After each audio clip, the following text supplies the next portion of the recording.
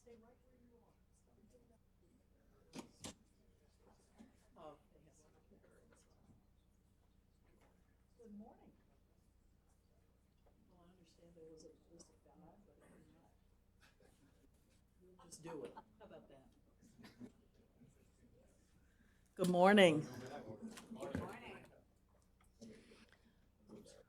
You're a good-looking crew.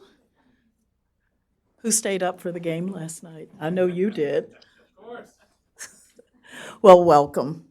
I want to thank you for being here today and to learn about Heritage's assessment and key findings from our nation's military readiness. The American principles that Heritage works to preserve and pass on to the next generation depend on the promise that we have a military strong enough to protect this nation and everything that it stands for. Without that kind of military to defend us from our enemies and to deter potential adversaries, everything that America is, everything that America was meant to be, could be lost. Preventing a loss like that is exactly why we're here this morning. Each year, the Heritage Foundation's Index of U.S. military strength gauges the ability of our armed forces to perform their missions in today's very changing world. The index is the only independent assessment that covers 4 branches of the armed forces. It takes a detailed look at readiness and capabilities and points out where a lack of personnel, equipment, and training can combine to cause some very serious problems. It's become a roadmap for decision makers. As members of Congress and administration officials and policymakers at the Pentagon read and rely on this index every year. The index carries that kind of weight because Heritage is fortunate enough to have several highly respected retired military officials and researchers in our ranks at our Center for National Defense. As they put this together, and as I have been briefed over the last few days, I always say that we have some of the most extraordinary researchers and writers at the Heritage Foundation, and certainly we do in this department. There's not enough time to name them all, but to show you their breadth of experience, I'd like to highlight a few who were responsible for this very comprehensive report. Retired Army Lieutenant General Tom Spores, the director of Heritage's Center for National Defense. Thank you so much. Extraordinary work, just extraordinary. He served as the Deputy Commanding General of U.S. forces in Iraq in Operation New Dawn, where he successfully oversaw the safe withdrawal in 2011 of all U.S. forces and equipment from Iraq. New Dawn was one of the most logistically intensive operations ever attempted by the U.S. military, and we are honored that you are continuing your service to this country here. Retired Marine Lieutenant Colonel Dakota Wood is our Senior Research Fellow for Defense Programs and oversees the Index project. During his Marine Corps service, he participated in the planning and execution of Operation Enduring Freedom following the attacks of 9/11 and Operation Iraqi Freedom to depose Saddam Hussein. The culmination of his career was conducting studies on military, political, and technological matters for senior officials at the Marine Corps and the Defense Department. Where is Dakota? Taking the Secretary of the Navy down to the garage. Taking the Secretary. Well, you let him know that we expressed our appreciation for the phenomenal work that he is doing. J.V. Venable is a former commander of the celebrated U.S. Air Force Thunderbirds. In 2004, he took command of the 379th Air Expeditionary Group and led 16 squadrons and 1,100 personnel to support ground and air operations during the wars in Iraq and Afghanistan. There you are. Thank you so very much. Bruce Klinger spent 20 years at the CIA and the Defense Intelligence Agency. Part of his career was spent serving as the CIA's Deputy Division Chief for Korea, responsible for the analysis of military and political issues for the President and other senior U.S. policy makers. Dean Cheng is a former congressional and defense industry analyst who's an expert on China's military doctrine, its space program, and the dual military and industrial uses associated with its industries and scientific infrastructure. James DePayne is a research associate and the program manager for the Index, who is responsible for helping Dakota and the team put the index together. I'd also like to recognize the man who heads our entire national security and foreign policy team, retired Army Lieutenant Colonel Jim Carafano. Jim is a 25-year Army veteran whose assignments included military strategist, head speechwriter for the Army Chief of Staff. Jim is also an accomplished historian and researcher with significant expertise in homeland security and defense issues. Can we thank this stellar team for the work that they're doing?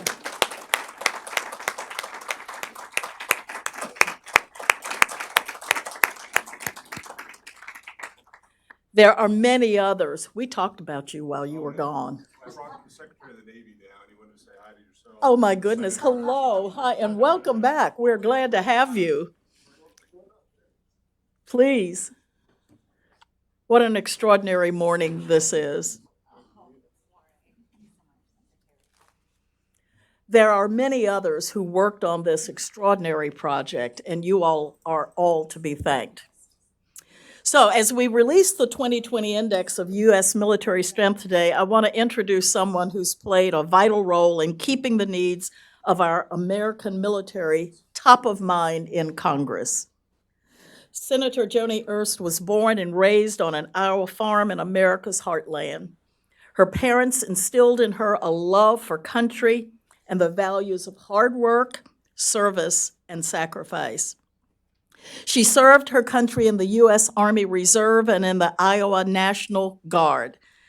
She was a company commander in Kuwait and Iraq during Operation Iraqi Freedom, and she retired as a lieutenant colonel after 23 years of military service. In 2014, she was elected as the first female combat veteran in the history of the United States. And today she serves as a powerful voice for our military on the Armed Service Committee.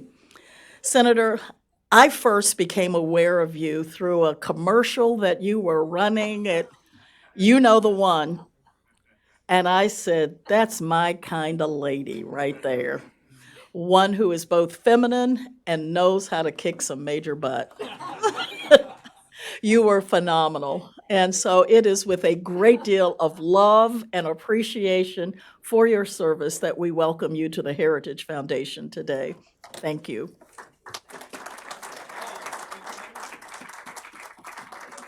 Appreciate that. Thank you. Wow. Kay's a pretty remarkable woman, isn't she? Let's give her a round of thanks as well. Thanks, Kay. Oh, yes, it all starts back at the farm. That's well, thanks. And it is an honor to be with you folks today. And I truly appreciate it. Secretary, thank you so much for honoring us with your presence today as well. I appreciate your participation. And to all of those that contributed to this great effort, those of us that work and pretty much reside on the Hill, nonstop. We really do appreciate the effort and the detail of analysis that goes into this report. So thank you very much. And again, just thanks to Kay for her wonderful introduction and for your wonderful leadership here at Heritage. And to Tom Spohr, thank you, Tom, very much. Always appreciate your hard work. And Dakota Wood. And we'll excuse you from being absent during the introduction because you were with the secretary. And of course, the wonderful Heritage staff who work tirelessly on bringing these important issues to light, those that are facing our nation every day, and for organizing today's event. Whether you live in Iowa or Mississippi, California, or our any state in the union, of course, our nation's defense impacts all of us, every single day.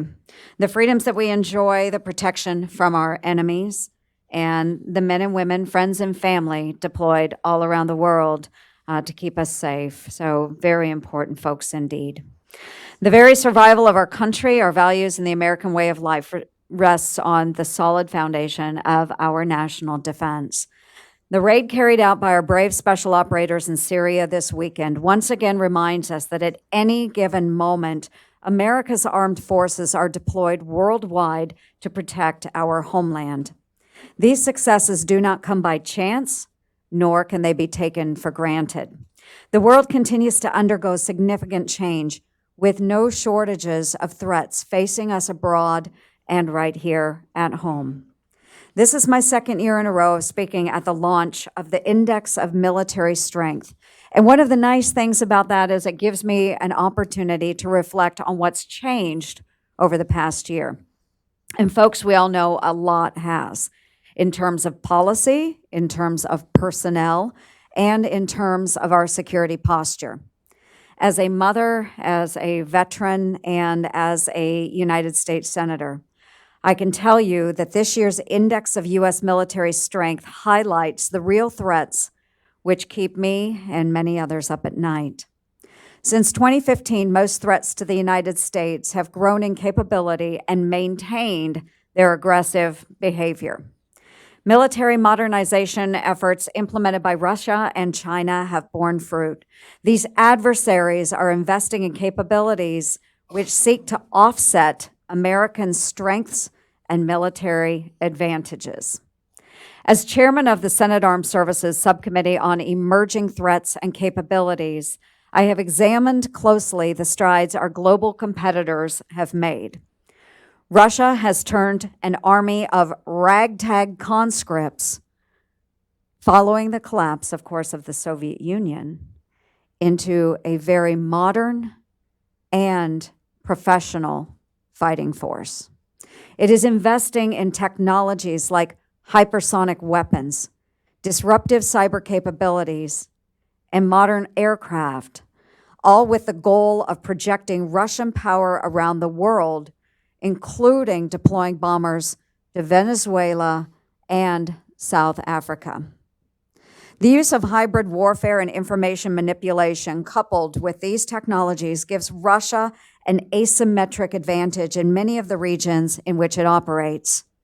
And folks, then there's China. China has rapidly invested in anti-ship ballistic missiles, hypersonics, and artificial intelligence while significantly growing the size and capability of their naval forces. The goal? Challenge American primacy in the Pacific. By bullying its neighbors in the South China Sea to accept Chinese supremacy and trapping many developing countries through predatory lending practices through its Belt and Road Initiative, China uniquely combines its growing military might with its economic strength. In comparing the threats posed by Russia and China, make no mistake, folks, while the Russian strategy is to disrupt the United States, it's China's intent to absolutely displace us. China seeks to expand everywhere America is perceived to be retreating. Meanwhile, the threat posed by the radical regime in Iran, the growing nuclear capabilities in North Korea, and the ever-present threat of violent extremist organizations will continue to demand our attention for the foreseeable future. Given what we've seen going on in northern Syria, I recently introduced a resolution asking the Department of Defense and the State Department to articulate a clear strategy on how we will ensure the enduring defeat of ISIS. Al-Baghdadi's takedown was a huge, huge victory, but we must prevent ISIS from reemerging. Their propaganda machine must be destroyed, or we will face real consequences in our communities at home. With all of this in mind, it is incumbent upon my colleagues and I in Congress to ensure we arm our men and women in uniform with every advantage. We must stave off the threats just outlined and to ensure both our allies and our adversaries never question our resolve or our capabilities. We cannot allow tomorrow to be the day that China makes a calculation that taking Taiwan by force would result in anything but failure. And we cannot allow Russia to decide the United States and our NATO allies would back down following a Russian invasion of the Baltic states. In this year's National Defense Authorization Act, I focused on some key issues that will help shape our fighting force for the years to come, like investing in emerging capabilities such as artificial intelligence, directed energy, advanced manufacturing, and autonomous systems. At the end of the day, American ingenuity will become critical in evolving how we fight. Folks, we need to take a hard look at systems that are no longer applicable to the current or the future fight. Hard choices must be made to divest of legacy systems that lack the mobility or survivability in the high-end fight, or those that are already outranged or outgunned. Our great Secretary of Defense, Mark Esper, has already begun holding what he calls night court at the Department of Defense in much of the same way he did during his time as the Secretary of the Army. He closely scrutinizes every program and is having hard discussions on why a program should or should not be retained. I will welcome his leadership in this regard and will do everything that I can to support his efforts. The readiness of our fighting men and women must also remain at the forefront in Congress and at DoD. As this year's index points out, all of the services have prioritized readiness and have made improvements since last year, but significant work still remains. From pilot shortages, backlogs, and ship maintenance, and missed recruiting goals, daunting challenges threaten the readiness of our formations at a time when they must be more ready than ever to defend our homeland. One of the less sexy areas of my SASC work, but one that I've made a top priority, is making sure your tax dollars are spent wisely. Folks, I firmly believe that debt and government waste and inefficiency are often the real and ignored threat to our national security. And I want to emphasize the following message today: the fact that defense hawks and budget hawks are not mutually exclusive. I challenge my colleagues, yes, thank you, Kay, and we've had many discussions about this. I challenge my colleagues in the defense world to get serious about cutting waste. And I challenge our budget hawks to look at the threats we face and help us make decisions that contribute to our national security. The continuing resolution we passed at the beginning of this fiscal year was no way to do business. Our service members deserve better. With a defense budget that has grown significantly over the years, it is our duty in Congress to provide the oversight and guidance to prevent waste and ensure transparency. Taxpayers in my home state of Iowa and across the country must have faith that the programs in which we are investing are serving to underpin the long-term security and survival of our great nation. To that end, I applaud DoD for their work in auditing the department and stand ready to work with them as they identify and correct their deficiencies. Furthermore, as the Chinese economy continues to grow, we must make wiser investments that do not match our adversaries' dollar for dollar. Rather, we must ensure that every dollar we spend will provide the capabilities we actually need. We must strive to reduce wasteful inefficiencies, which we cannot afford. Thank you all again for your time this morning. I look forward to continuing my work in Congress to support our national defense. And thanks to all of you for help shaping this discussion, our conversation this morning, and advancing your efforts to serve our men and women in uniform. Thank you so very much to the Heritage. Thank you. So, Dakota, we'll take a couple questions. So I know that you actually have to walk out of the building here in 10 Pretty minutes. quick, yeah. So maybe you and I could have a couple? or I did think you- that would be okay. great, Dakota. Thank you. So you talked about the need for hard decisions. Budget hawks and fiscal hawks or defense hawks are not mutually exclusive, and it really has, I think I saw it, to do with the role of government, right? So Right. there are things that only the federal government can do and are constitutionally obligated, and then there are other things that it gets involved with, right? We're already having trillion-dollar deficits, et cetera, and a lot of those drivers are, non-defense related spending. So am sympathetic to elected members of Congress who know what we should be doing, and yet they have to respond and make a case to constituents for, I don't know, reduction of services or higher taxes or spending what you imply on the military, et cetera. I mean, how do you reconcile those things in the chamber and then with the larger American Yes, public? certainly, and we do have to make very hard decisions. And as you stated, Dakota, we actually do have things we are charged with by the Constitution, and first and foremost, our national defense, protecting our homeland and our people. And so we need to put that at the forefront and make those priorities known within the chamber. So as we're talking about other programs, and I'm making this particular program up, so please don't misunderstand me, but our nation and our job as a nation is to protect our people. National defense is very important. But we have had what I call mission creep over so many years where the federal government has gone into areas that we are not charged with as a federal government. So again, the made-up program, providing dollars for wildflowers along the interstate system. Okay, great and noble goal, okay, but is that the federal government's goal? No, it is not. And so we have seen that mission creep where we are collecting tax dollars, and during those good years, we expand programs that maybe aren't necessarily what the federal government should be spending dollars on.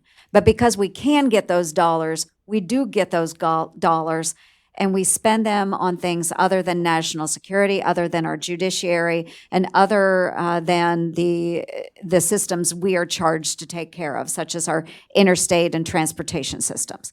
So we really do have to get back to the basics, but it is stressing that point to the members of Congress and making sure that they understand that we are charged with funding our national security.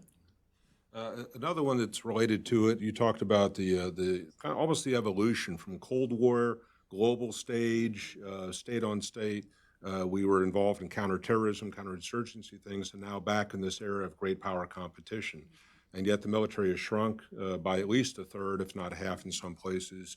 Average age of equipment is approaching 30 years.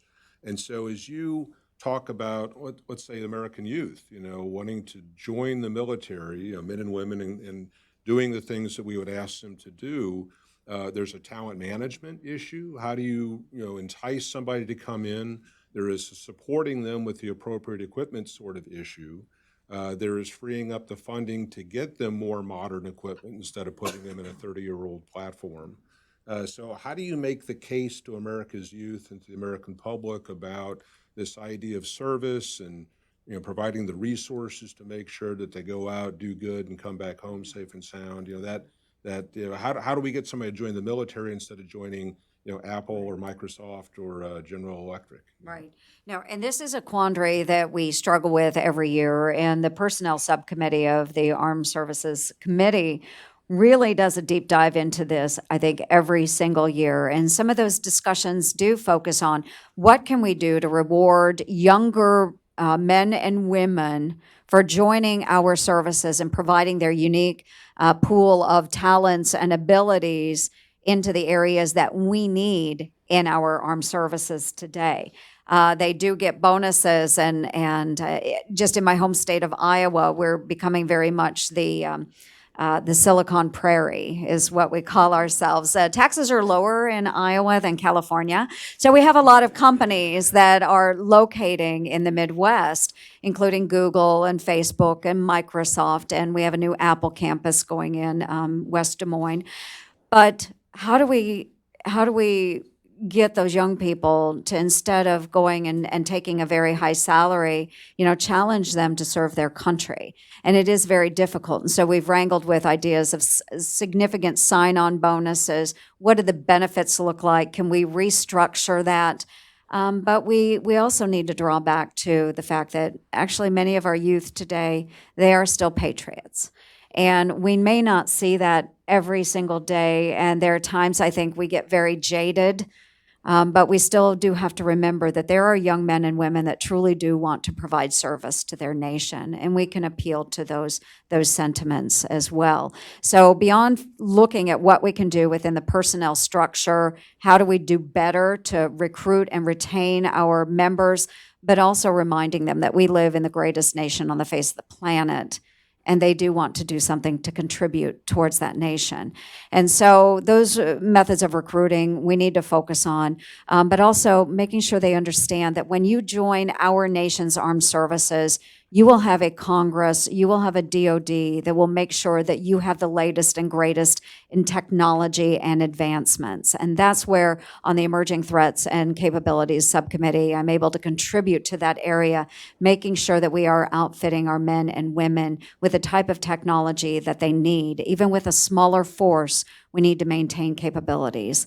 And so making that promise to those men and women as they take their oath of office and joining the service, that we will make sure that we are protecting you to every advantage we can possibly provide. Yeah, I think the manpower piece of this is really the good news story. So in our index, we're pretty harsh in our judgment of age of equipment and the size of the military and all that. But to me, it's a testimony of the actual good work that the people are doing. And when you have an aircraft carrier that's extended on deployment, and the 5,000 men and women, are going that much further, and the 80-hour work weeks and those kinds of things, it's people are at the heart of these sorts of organizations. So we appreciate it. I know you have to get going. so much. Certainly thank everybody for showing up, for the senator contributing her remarks here and your support out of Congress.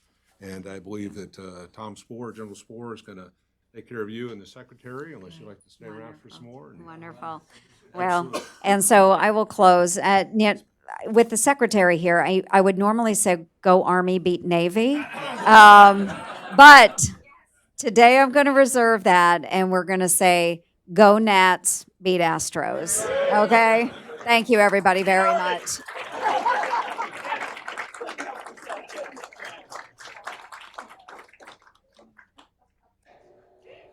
So doing a bit of a transition here. I'm Dakota Wood, worked here at Heritage for a while, 6 years, and it's just been a real pleasure to help put together this year's index and update.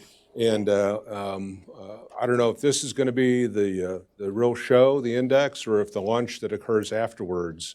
We got some, I think it's like filet mignon sliders or something like that on tap. So I'm looking forward to it and try to speed through this thing.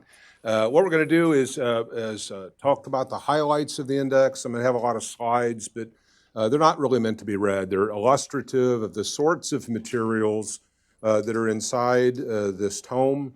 I can't tell you how proud I am of the effort that goes in to putting this thing together by our whole team, from Elizabeth Fender and our creative that does everything from cover design and all the materials to get out there, Maria Susser and her team on the website, which is just absolutely amazing. 22 authors that contribute to putting this thing together.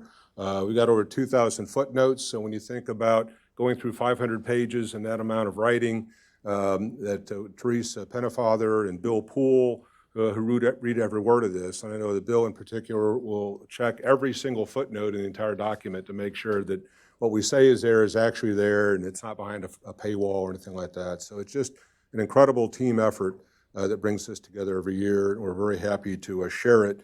And clearly, the point of all of this is to talk about the status of American military power. And for me, the watchword on this has to do, and my clicker isn't working, so I'm not really sure what the problem is with that. But it has to do with the purpose of having a military to begin with. So if you could hit to the next slide, there we go. That we maintain a military force for a sole reason. There are secondary and tertiary types of things, humanitarian assistance, disaster relief, and that sort of thing.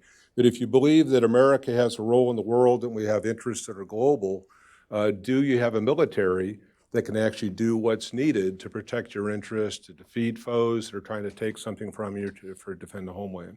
So when we assess the status of American military power, it's always with this sort of statement in mind, right? And so we look at, again, the United States is a global entity. and where it's at in the world. So we go through and try to put this together. We think that our work has been well received. We have almost 3 million page views since the first release, in excess of 1.7 million unique users. So if you look at IP addresses, how many people are coming to it that are new and fresh, and all the other things that I talked about in there. We go through something like 99 major platform programs for the military and try to make this publicly accessible. There's a lot of information across DoD and budget and accounting organizations, and you just have to be a wizard to know where to go to look for it all. And so if you're just a regular person, like any of us, you just don't have time or really awareness of where to go. So we try to take and compile all this into one document. It's the only thing like it that we've been able to find in the whole world. We use IISS's military power, or what's the name of the document? Balance of Power, thank you. Also does an extraordinary work at tabulating and totaling up who has what in every country around the world, but they don't provide context. And so that's what we try to do with this. We find that it's been used across the federal government, on the Hill, certainly within DoD, and by the average American citizen. And that's really what we take as a point of pride, and we're very transparent in our methodology. There are judgment calls that are made in there. We don't measure everything in the military. We look at the hard combat power and figure if you can have a certain number of planes or tanks or ships, there's an entire pyramid underneath that makes that possible. Medical support, logistics, communications architectures. So to have what we suggest the U.S. needs to have to service its interests, again, on a global stage against multiple competitors, implies that you would have all those other resources made available as well. When we talk oftentimes about military things, unless you've spent a career in the military, it's really hard to understand some of the language, some of the components that go into national security. And so in each one of these editions, we try to have essays where we have very knowledgeable scholars that try to make a complicated issue accessible to the general public. So what is national security? What are special operations forces? Why is the Army different from the Air Force? A lot of it has to do with the domain. It's different conducting operations on land than it is in the air and outer space. And so these essays, I think that they don't get enough attention. I think they're absolutely essential to understanding why we need to spend $700 or $800 billion and have the military that we actually do. So we've got a terrific set of essays in this particular issue. Half a dozen authors contributed to them, everything from being realistic about strategy to how the American public feels about spending on defense. Is cyber a real challenge or not? What about all these alliances? They get a lot of bad press, but they're absolutely incredibly important. And then Tom Earhart, I believe, is here. Where are you at, Tom? Wrote one of our essays on the pathologies of victory. So we win the Cold War, yeah, you won. But does that then make you complacent, right? Does it make you kind of lazy in thinking that you can take on all challengers, especially when we've been defeating terrorist organizations and then a modernized China pops up? So there are things that need to think about. And these are the sorts of things and topics that these essays get into. I mentioned the program assessments. Again, don't read the fine print. You'll see it in the book. But if you wondered about where we're at on F-16s and where the F-35 is and replacing those things, or Columbia-class SSBN, ballistic missile submarine, and how that relates to other Navy programs, it's all in here. We scored about whether we think a program is healthy or whether we think a piece of gear is too old or is new and coming into service. So that, again, is also a resource. So bringing us back to this discussion about the role and purpose of American power, when we think through that, it really has to do with separating the decision to use a military force from having the military force available in the event that you would actually need it, right? So whether there was wise or foolish to go into pick a country, to stay in a country for a number of years or to come out after 3 months, these are political decisions that are made, and they're made in the context of a geopolitical environment and what's going on back here at home. But if you don't even have the military available, those options aren't even on the table. So if China moved on Taiwan and you didn't have a robust U.S. naval presence in the Western Pacific, there's nothing you can really do. So what we try to separate in the document is talking about the reality of American hard power, and then how that is used can be talked about in other forums, the policy decisions that go along with that. So do new technologies completely supplant old things? Are old things still needed and the new things are actually additive? Does your force have to grow to account for that? Does the budget have to adjust along with it? So these, again, are the sorts of themes that we get into it. And we also try to have this historically rooted. And if you go back all the way to the American Revolution, 200 some odd years now, right? You find that in America's history, about every 15 or 20 years, we're in a major war. So irrespective of decade, technology, which political party is controlling Congress or the White House, things happen in the world that cause the United States to have to or want to get involved in some way, and it's about every 15 years. So to think that today we will never go to war with another major state, 5 or 10 years from now is just an absolute fiction. And so we think that the time horizons, since they are unknown, you need to be ready. With modern technologies, warfare will likely erupt fairly rapidly and be quick and violent. You don't have time to rebuild like you did perhaps in the 1930s. So Europe is awash in war for 3 years before the United States gets involved. And there is time and ability to kind of ramp up and then get to this distant theater, under steam, right? The world has changed. And so we really are focused on the readiness, the capability, and the capacity of the current U.S. military to deal with that world. No surprises. This is the bottom line up front, right? The bluff. We think that in terms of the world as a place in which our military would operate, it's a pretty favorable place. We are a lot of places. We have great friendships. We have access to modern infrastructure like ports and airfields. So if we needed to go someplace and work alongside partners, it's a pretty favorable set of circumstances to do that. On the competitor side, we've got serious actors who are investing serious money in developing serious capabilities. So modern technologies are kind of a leveler. We find that when it's applied to sensors, communications, and especially weaponry, you can buy a lot more precision-guided weapons than you can for the price of a single platform. So in that correlation of forces, instead of comparing a ship versus a ship, you have to worry about your ship versus an anti-ship cruise missile. And I can buy 1,000 cruise missiles for the price of one ship. So when we look again across these various regions, we find that it's a very troubling set of trends because our competitors, our opponents, potential adversaries have really been muscling up. They're introducing new things, and the U.S. military is trying to keep old things going for longer while we try to figure out what those new solutions are. So then the final score on the military, we chose the word marginal intentionally. If you said it was just okay, then perhaps you get the sense that it's okay. We're doing good enough, and if you could do better, that would be good. But it's really marginal. If you have two major opponents, like a Russia or a China, different sides of the globe, do you have to pick between one or the other? If you have to commit U.S. attention and resources against one, and you don't have any left over to deter behavior by the other in a different part of the world, then you've opened up opportunities for exploitation.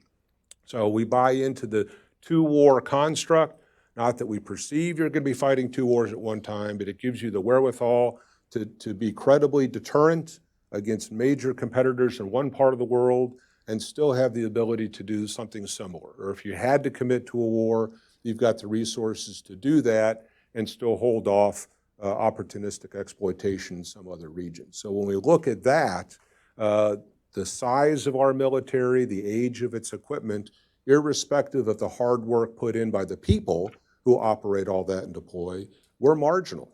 And I'll explain a bit more of that here in a few slides. So budget constraints are a big deal. If we were spending 5% of GDP like we were in the Cold War on a $20 trillion economy, your baseline defense budget would be $1 trillion. I mean, that would have been average 25 years ago. But because the Cold War ends, we have the happy decade of the 90s, It's all counterterrorism and counterinsurgency against opponents that have no armies, navies, air forces. We were able to do what we're able to do without missing a beat. And so it becomes in the American psyche, in the congressional spending patterns, that we're able to do things for much less cost than would actually be the case if you were going to war against a major competitor. So again, I'll elaborate a bit more about that. But world's basically a favorable place. Our competitors have been very serious and muscling up. Our military is doing pretty well with the resources it has, but it doesn't have enough to do all the things that we would need it to do in an era of great power competition. When we use graphics in the index, it's meant to really illustrate in a compelling way a lot of text that precedes and follows it, right? So when we look at spending patterns, you all have probably heard about the 2% spending objective by NATO partners, how many are actually spending at 2% and how many aren't. And what we find when we look at maps is that those that are closest to a perceived threat take security matters a bit more seriously than those that are further away. So no surprise to us that countries up in the Baltic area are really dedicating a lot of resources. Those that are much further away, like on the Iberian Peninsula, they're in Spain and all, much less serious about committing resources to their national security portfolio. So from a U.S. perspective and how we look at American military power, can you really count on partners to contribute in ways that mean that you don't have to spend as much yourself? But if your partners are comparatively weak and they don't have deployable combat power, then don't you need to spend more yourself to make sure that your interests are protected? So it's one of these issues, right? It's why I think the president continues to pound the table, and not just President Trump, but President Obama and President George W. Bush. I mean, going all the way back several administrations, trying to encourage our partners in key areas of the world to do more for themselves because it eases the burden on everybody. I think in Japan, they're still at 1% of GDP. So if we wanted to do something in the Western Pacific, it's the United States. And maybe we get some intelligence support, but in terms of usable, deployable military power, you just don't see a lot of that around the world. Again, when we look at kind of a U.S. return to Europe, waking up to a very muscular Russia that has invaded neighboring countries like Ukraine and Georgia, has been much more active in the Arctic, penetrating the airspaces and the sea spaces and territorial waters and air against NATO's northern flank and all that. We want to send things back, but the conditions have changed so much. It used to be that the Air Force had, I think it was 29 tactical squadrons, fighter squadrons in Europe. Today they have 6. We used to have a very robust U.S. Army presence in Germany and other countries. Today we only have 2 brigades that are permanently situated, and the Army is trying to do what it can in terms of rotating a heavy armor brigade there, being on site for a few months, coming back, but being replaced by another one. So when you take one armor brigade and you spread it across half a dozen countries, you're talking about a company or a battalion here or there. You look across the border areas and you see the robust presence of Russia doing what it's doing. And so again, what we try to do in the index is provide context, provide geostrategic settings and realities so that when we think about military power, what we're spending on it, what we're buying and how much of that, you then apply that against a map, how it's distributed, and not just in one region, but globally, and the numbers can be very, very revealing. We've seen great trends in using the Army as an example, in improving current readiness of the force. They've nearly doubled the number of brigade combat teams that the Army assesses itself as being ready, that we can send them into the fight. They've spent a lot of money and effort with the National Guard brigades as well, and we give them credit for 4 of those. So it's a more ready Army, but it's still too few brigades to do the things that historically the Army is called upon to do. And it's the same sort of situation with Air Force squadrons and Navy ships and Marine Corps battalions and squadrons, right? So there is a people component, a readiness component, but then you look at the equipment side of that and that other graphic. It shows that, for our 109 Paladin, it has a particular range. It was brought into service 20 or 30 years ago. When you look at either partner countries or competitor countries, the Army is outranged in basic artillery systems. And I know that this is a priority for the Army, but how do you develop a new either towed or self-propelled artillery piece? Where do you get the new technologies and the money to develop those sorts of things? So you can have a really well-trained current force that is equipped with old gear that you find yourself outranged by the enemy. So if you can't even close with the opponent, all of your good training then becomes questionable. So we will try to look at the totality of the force. In another setting, if you go shift your eyes to Asia, we see China and its Belt and Road Initiative. It is all over the map. It realizes that providing funding at exorbitant interest rates, but it gives money to countries that wouldn't have otherwise have it. It gives us access, gives them access to ports and airfields and road networks, trading partners that become dependent on Chinese largesse. That means you have access to regions. So when we look at our Navy, that previous slide, talk about China already at 300 ships, add in another 175 Coast Guard vessels that are armed, land-based anti-ship cruise missiles, land-based maritime patrol aircraft that can reach out to the sea. We look at China's situation with that kind of weight, and in 5 years they'll have 350 ships. Our Navy today has 290. Better than half, something like 57%, are ships that are greater than 20 years old. And most of that older shipping is in your big classes, cruisers, SSBNs, or ballistic missile submarines, attack submarines, almost all of our carriers, right? So the big, weighty sorts of things. The newer gear are smaller ships, littoral combat ships, the new Ford class that's trying to get underway these days, and some of the newer Virginia-class submarines, right? So we look at the size of our Navy and its age and its capability and where that age is in those classes, and then we see how much of that can be deployed into a given region. So let's say you had 300 ships in the U.S. Navy, only a third of it is actually available, and so those 90 or 100 ships are deployed on a global basis. So it's a small percentage that goes against the Chinese presence in the Pacific area. And this is where we try to use, again, different graphs to show that. It takes 3 weeks to sail from the U.S. West Coast to the South China Sea. 3 weeks, right? U.S. 7th Fleet has roughly 50 ships assigned to it. More ships are sent there on rotational basis, so perhaps you have 60 or 70 ships on any given day or week in that region going up against the totality of China's Navy and a pretty good chunk of Russia's Navy there in the Northern Pacific area. So again, it's comparing things so you have context of where our military power is relative to the opponent that you might have to use that military power against. And so it causes us some concern and leads us to scores like marginal in terms of capacity and modernization within the U.S. military. On the aviation side, you know, your history comes back to bite you, right? Before 1992, we were buying on average 500 aircraft a year because when you fly a plane to maintain pilot proficiency, every hour is an hour that's been expended in the usable life of that aircraft. So even in training, you're using up the lifespan of the airplanes, but you have to train. So as you train, as you conduct actual real-world operations, you're using up those platforms, and you need to buy new stuff to replace those. Cold War ends, decade of the 90s, we buy almost nothing. A procurement holiday.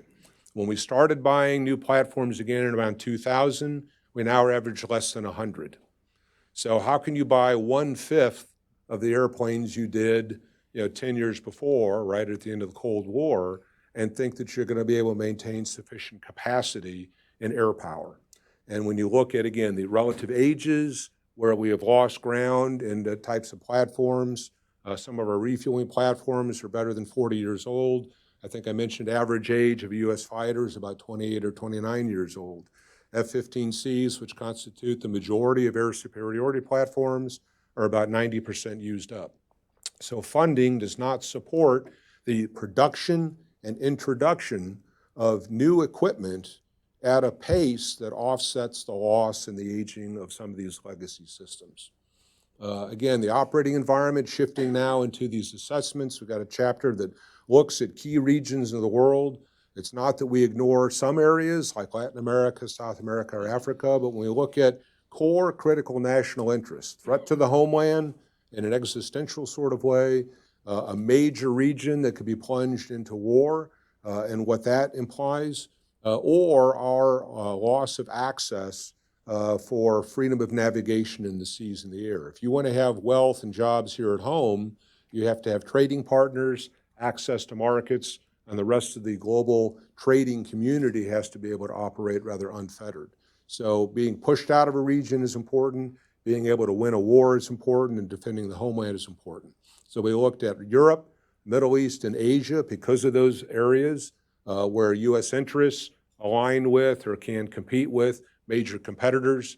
And again, when we look at the nature of the world, because of our relationships and presence, it's a pretty good place. When we look at the threats, you've been reading the newspapers, China and Russia have been making substantial investments. And it's just easier to have a newer force when you're starting essentially from scratch. So coming out of the Cold War, Russia was on its heels, goes through a decade of trying to find itself, a lot of bad experiences from their perspective going into Georgia where they had broken down equipment all everywhere. They were able to be successful from their perspective because they were going up against the country of Georgia, right? But you now see where they're at. Multiple launch rocket systems, 1,000-mile cruise missile strikes into Syria, air-to-ground coordination, bordering on fifth-generation platforms, thermobaric warheads. They're renewing their nuclear capabilities. So Russia is very, very serious about rearming itself and being seen as credible on a global stage. Similarly with China, everybody can dismiss the value or utility of an aircraft carrier. China is building its third, and it's going to be a flat top. So they think that deep draft aircraft carrier sorts of capabilities are very important in its world. They have just thousands of shore-based, short and medium-range missiles that impact their ability to impact the area. They've built and militarized islands in the South China Sea, muscling partners out of fishing areas and all those sorts of activities. So in terms of serious investment, very, very concerning at the highest level there, very formidable capabilities. They are not experienced, the Chinese are, in warfare, but they have been studying our playbook for a quarter century. They've seen what America did in Desert Storm in '91, what we did in Iraqi Freedom in 2003, how we've conducted operations nearly without any kind of break for the last 18 years in different regions, and they tried to develop counters to that. How would they do things differently to blunt U.S. advantages? So the behavior, very muscular, I keep using that word, but I think it's an apt descriptor, and they are very formidable in their military capabilities. Because remember, if America had to go to war or push back in a particular region, it's a percentage of our force against the totality of theirs. And I think that discussion is often missing in the United States debate over defense spending and adequate numbers and those sorts of things. Iran and North Korea, two different things. North Korea pretty much operates in isolation. You don't have a lot of partners, aligning with North Korea to help them out or whatever. But they're serious about maintaining a hold on power. Kim Jong-un is loath to let go of nuclear weapons. We don't see any movement to denuclearize the North Korean arsenal because for him, that is an absolute guarantee of his safety and hold security there in North Korea. Iran is much more subtle. It works through surrogates and proxies. It extends its influence by supporting various militia groups from Iran, one direction into Afghanistan, the other direction across Iraq, Syria, and down into Lebanon. So it uses money, the ability to provide advisory support and material support to extend its influence in its great contest between Shia and Sunni, Iran and Saudi Arabia. Clearly, our interests get caught up in that mix. But both of them, behavior-wise, are pretty serious. Iran, much more capable, I believe, in their region than North Korea. North Korea is focused on the Korean Peninsula. Iran seems to be more regionally focused and extending its hand much more broadly. So we get into more detail in the actual pages of material that discuss this. And when we look at terror groups, no single terror group poses an existential threat to the United States. So why do we even include them? Well, a terror attack in a shopping mall in the United States is a very bad day. We don't want to see that happen. But it's a bit different than having a deep nuclear bench like a major state like Russia or China is. So there is a difference. We include them here because of the destabilizing impact they can have on critical regions. They open up opportunities for states to step in. So where you see something like an Al-Qaeda, Nusra Front, which has been retitled these days, Islamic State, Al-Shabaab, all these sorts of groups cause mayhem in their respective regions. And it undermines and destabilizes governments, rule of law, stabilizing influences such as economic development, and it creates windows of opportunity for larger, more nefarious actors to come in. So we have to track these entities and see what they're doing, who's funding them, and how they're behaving, and we address that here in the index as well. So you put it all up on a giant slide. We see that over time, since our first index in 2015, people or entities have matured in their capabilities, even if they haven't changed their behavior very much. So if I've got a dominant position and I kind of hold that position in my behavior with my neighbors, but I continue to invest and mature my material capability, my military capability, it makes it a much tougher problem for the United States. So on the whole, we think the threat environment is high. Again, if you buy, which we do, that we're back into an era of great power competition, whereas in the Cold War, there were two capitals involved, Moscow and Washington. Now you have a multiplayer game. So the United States dealing with Russia, China, Iran, and North Korea, and the destabilizing influences of terrorism writ large, and yet our military is 2/3 the size that it was back then. So there is a problem in this math equation here, and this is what we try to talk about. As we get into the military services, real quick slide on each, the standard or general theme across the services is readiness. The services have invested a lot of time and energy into improving the readiness of the current forces. And we see that as a terrific positive trend. For them to be able to sustain that over time, they're just going to have funding that goes along with that. And we hope that Congress provides the resources and that the administration continues to ask for those things so that the readiness of pilots, of soldiers, sailors, Marines, Coast Guardsmen can be maintained. Where we see challenges usually are in the programmatics. So you have a capacity of the force. None of the services are expanding their size because people are expensive. You have to recruit them, you have to maintain them, provide compensation packages. So it's hard to expand the forces. But the other part to that is the equipment side. I mentioned some of the equipment ages. A lot of the equipment across the services, and again, the Army as an example, was introduced in the late 80s, early 1990s. So the Abrams main battle tank has had component upgrades over time, but there's not even a replacement tank on the books, and the Army thinks that they will continue to have this until the year 2050. So we're talking a 70-year platform when Russia and China and others are improving their capabilities. So these are a material side, a capacity side, continue to be problematic for the Army, even though readiness has been on the upswing. On the Navy, again, we had a lot of collisions in the past. The Navy has gotten serious about training their sailors, basic seamanship skills, and getting healthy that way. They still have a terrific backlog in maintenance. When you have a few number of ships and you've been underfunded in your maintenance accounts, and you're dealing with 100-year-old shipyards, you can't help but start to lose ship availability. It means that the ships that are working are used longer and harder. They then break down, and the cost to repair and maintain those things go up. So it's kind of a death spiral in terms of material readiness, ship availability. If you could get more ships into the water, either by building them or having a better repair rate, you would lessen the load on the ships that are currently being used. So again, programs, especially for the Navy, are important. They're very problematic. Colleagues of ours, like Eric Labs and Ron O'Rourke, track this thing very closely on the Navy side. I would say that the Navy's plans and their backlog would actually indicate they need about a 30% increase in funding in their ship accounts. So, you all have been tracking the national budget levels. Do we see those kinds of funds forthcoming? Navy has Columbia-class ballistic missile submarine that's out there, Ford-class carriers.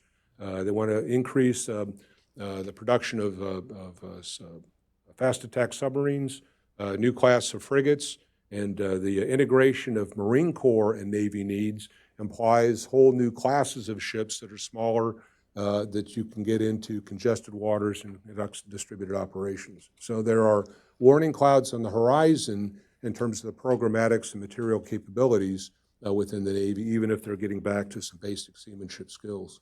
On the Air Force, I've already talked about aircraft age, problematic. Not introducing new aircraft sufficiently fast enough to offset the aging of the legacy platforms. They're trying to deal with their pilot shortage by dramatically increasing throughput, but we are very concerned that they're trading quality for quantity. J.V. Venable will be one of the panelists up here in a very short number of minutes and can talk more about this. But when you have a near 100% graduation rate through your pilot school, either everybody is so good that you never have any failures, or you're writing standards slip that doesn't filter out people who are maybe marginal flyers. So when you have a pilot shortage, you need people. Are you sacrificing the quality of the individuals just to get the numbers up? And I think that warrants some questions perhaps for our Air Force colleague here in just a few minutes.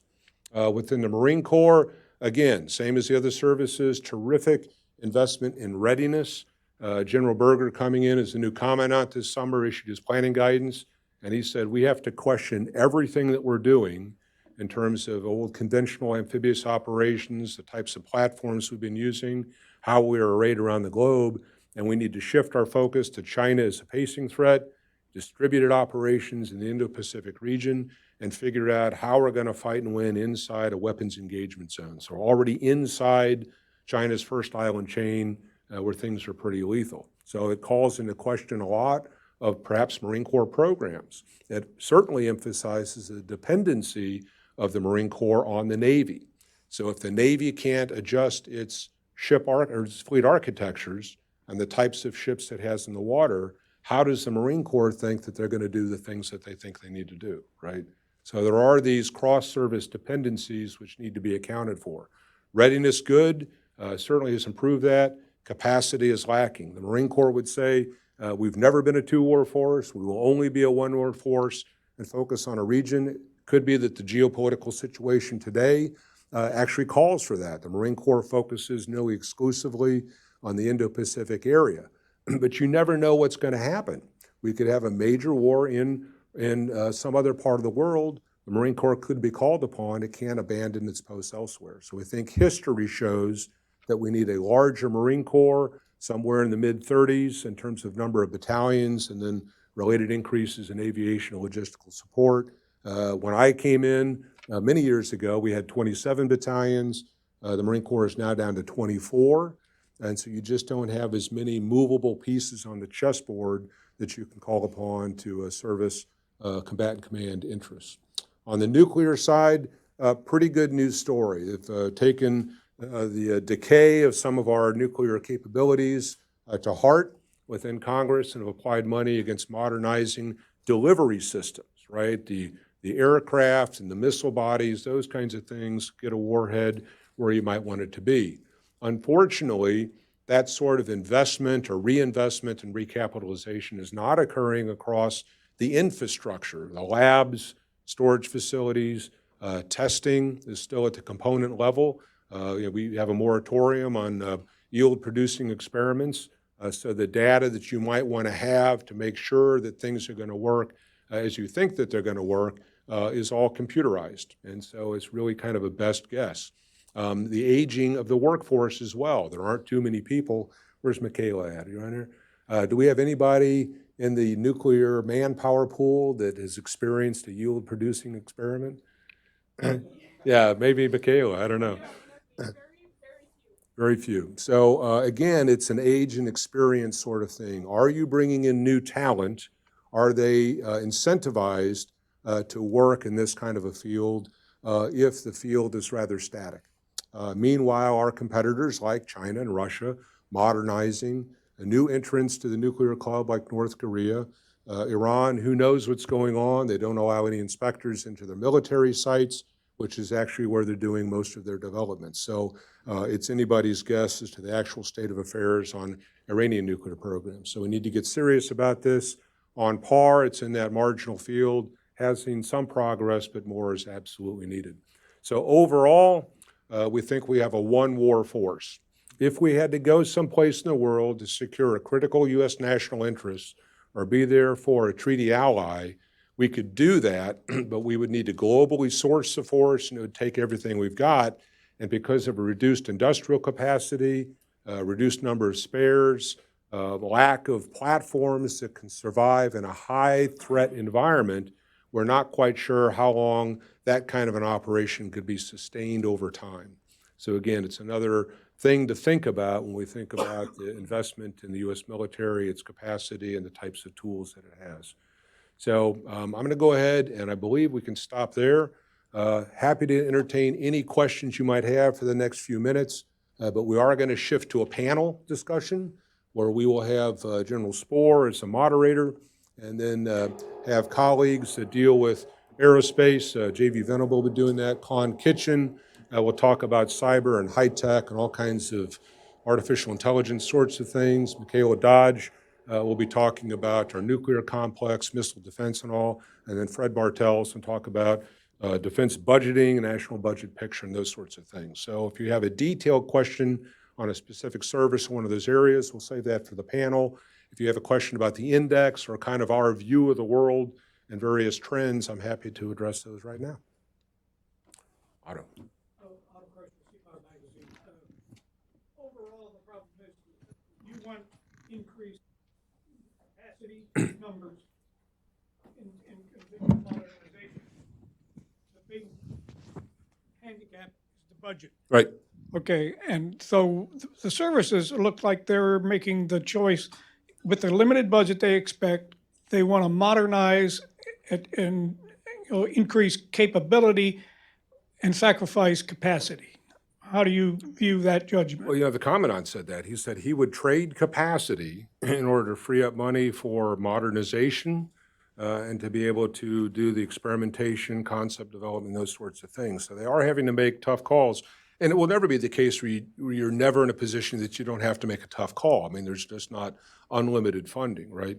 But what we are doing is saying, based on the United States history, the history of warfare, how often, and we looked at, again, Korea, Vietnam, Desert Storm, Iraqi freedom, we get involved, and how much it takes for the United States. All of these big instances where we, as a country, committed significant combat power.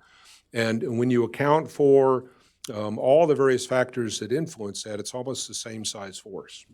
So regardless of technology, regardless who the opponent is, your enemy, it's almost the same size force. So going to the two-war bit then, if it would take almost the totality of what we have, again, Air Force, 29 squadrons, fighter squadrons in Europe back in the Cold War. Today, there are a total of 32 squadrons in the active component of the entire U.S. Air Force, right?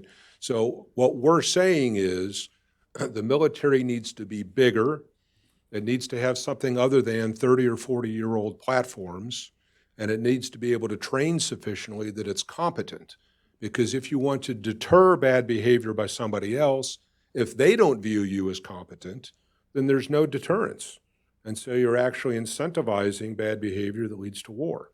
So from the Heritage Foundation's perspective, we talk about what is needed, the urgency of that need, and the role of the federal government to provide for the common defense.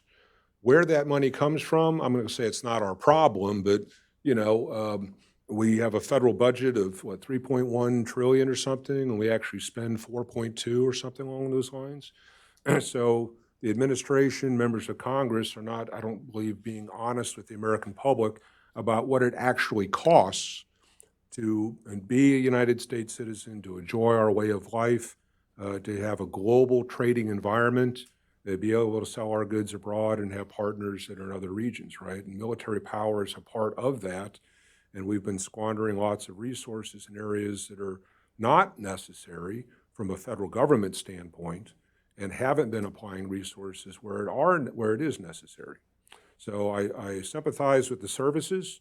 They operate in a different framework than we do. You know, they take political direction, and they're going to say what they need or how they can best utilize the resources that have been given them after they've made their case. We're not bound by the same rules. Yes, sir. Yeah, Pat Span, just myself, retired active reserve Army That's the best guy. position to be in, isn't it? Yeah, oh, yes. Working for yourself. Oh, yes, as long as the pensions keep coming. I was dumbfounded when recently they said 70% of the military-age youth aren't qualified to serve. And I'm wondering, has been any talk, serious talk of having some sort of compulsory, government service, not just military, but, Peace Corps, Ed Corps, whatever.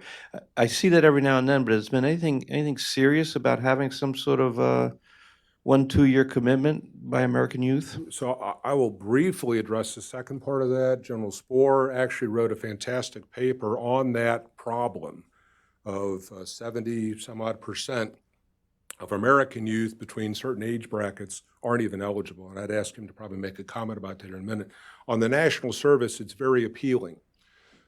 Since the end of the Cold War, so let's pick 1989, 1990 as a reference point, the American population has grown by a third, going from 240 million or so to 330 million.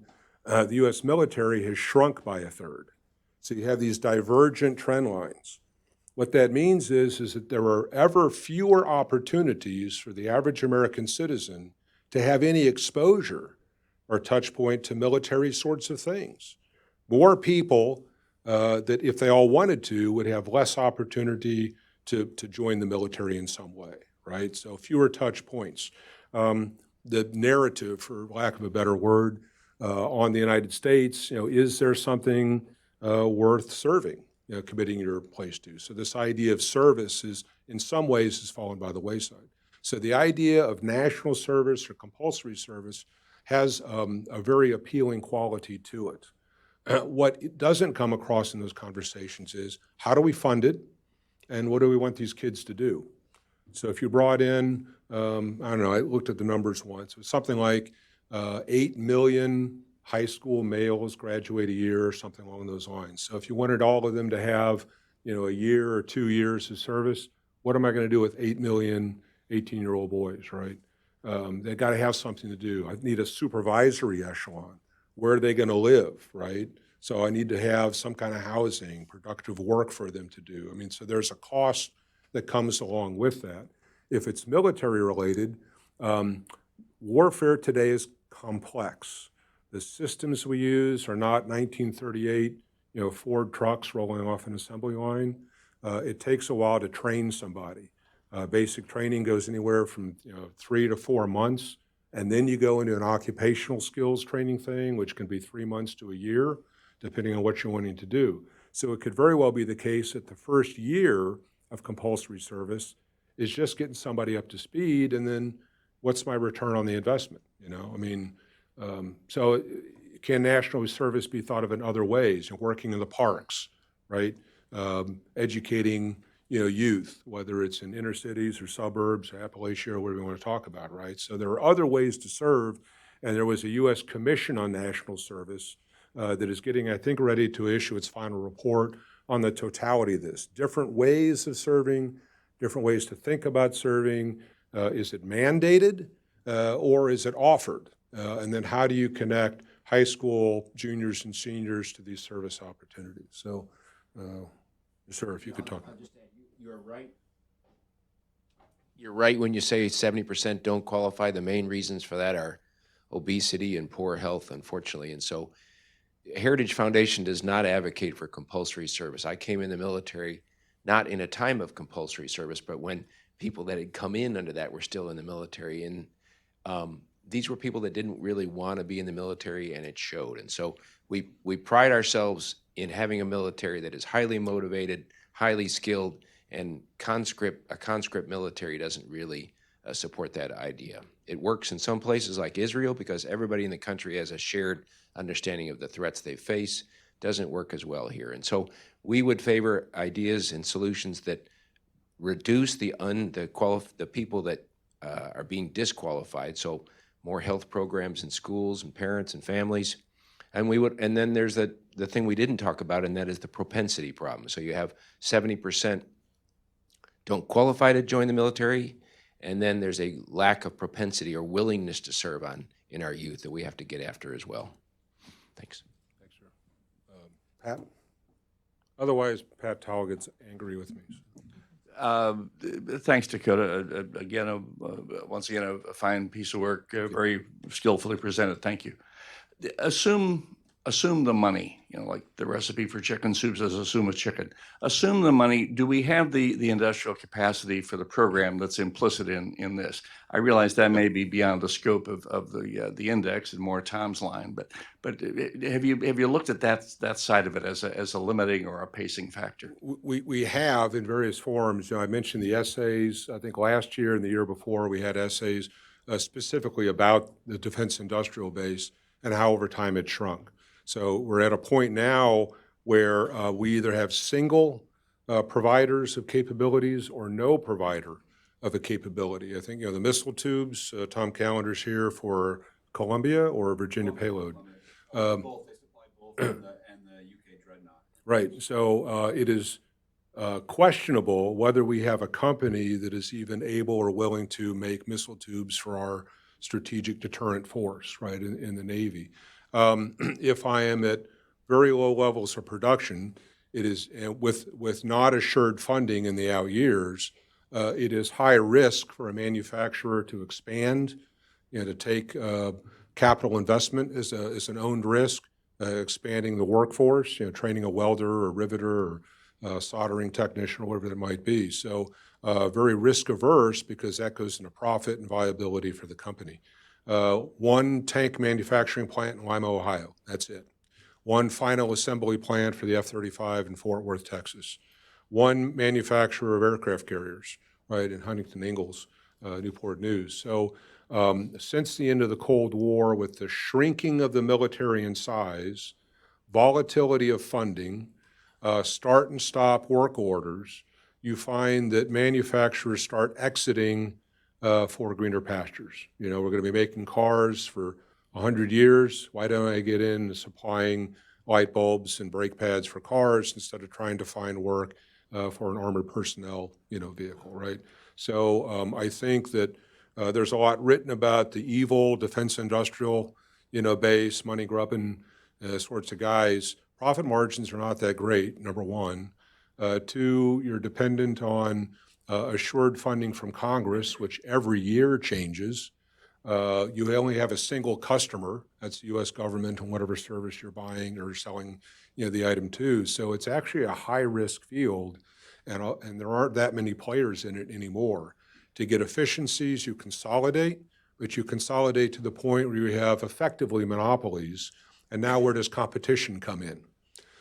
For the sake of efficiencies, Congress refused to fund the second engine manufacturer for the F-35, right? So now you have one manufacturer for a single type of engine. Where is the incentive to continue product improvement or drive down a price point? So I think the defense industrial base is problematic, not because of anything that they're doing. It's because of the shrinking of the customer pool and the volatility of funding along those lines. So I think these are strategic considerations, not because it's some kind of a handout, right? It's, does the United States want to be able to see to its own interests on a global stage where everybody else is investing heavily? This is a national security matter, and it has to do with the longevity of the United States. And I'm sorry, young lady next to you. And then we'll come up here and then go to the back.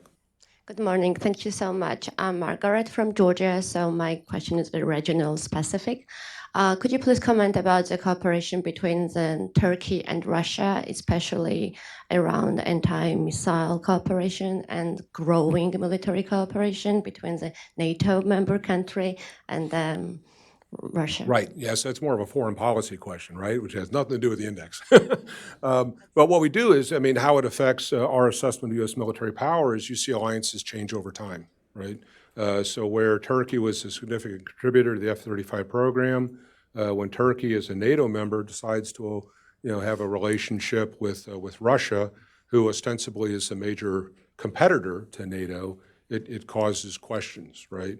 I think the Turkey issue is much more of a European Union sort of matter. The EU has kind of kept Turkey at arm's length.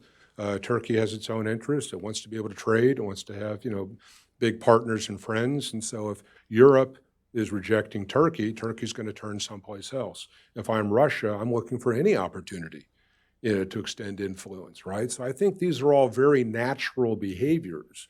It's then incumbent upon the United States, European allies to say, do you want to drive somebody else into the arms of your competitor, or do you want to bring them in, as a team player, right? So the security environments that do exist currently in the Middle East, how it impacts Syria, Russian involvement there on the Syria-Turkey border, it's really a foreign policy matter, and we don't address those sorts of things. But where we do address is Russian behavior, right? More provocative or less so. We do look at the military strength and reliability and political stability of key partners like Turkey. And from that, we then assess what is the implications for U.S. military power. Do we need more or less? And so where these security situations appear to be compromised, it would imply we need to have a stronger hand, right? Which leads to our, questioning the viability of American military power on the global stage. I think we're at the end. I'm gonna have to cut it off there, but we have a whole panel coming up, and they're much smarter than I am. So if we could bring up General Spohr. So just to give you a feel on the rest of the morning here, we're going to talk. We have a panel member start coming up, please. And then after that, we have got a wonderful reception laid out for you at around 11:30 in our lounge in the back here. I'm told there are going to be things like filet mignon sliders and chicken empanadas and all kinds of good things like that. So there is I know this crowd cannot be bought with food, but if it could, there's going to be some good stuff awaiting us at the end, around 11:30 or so.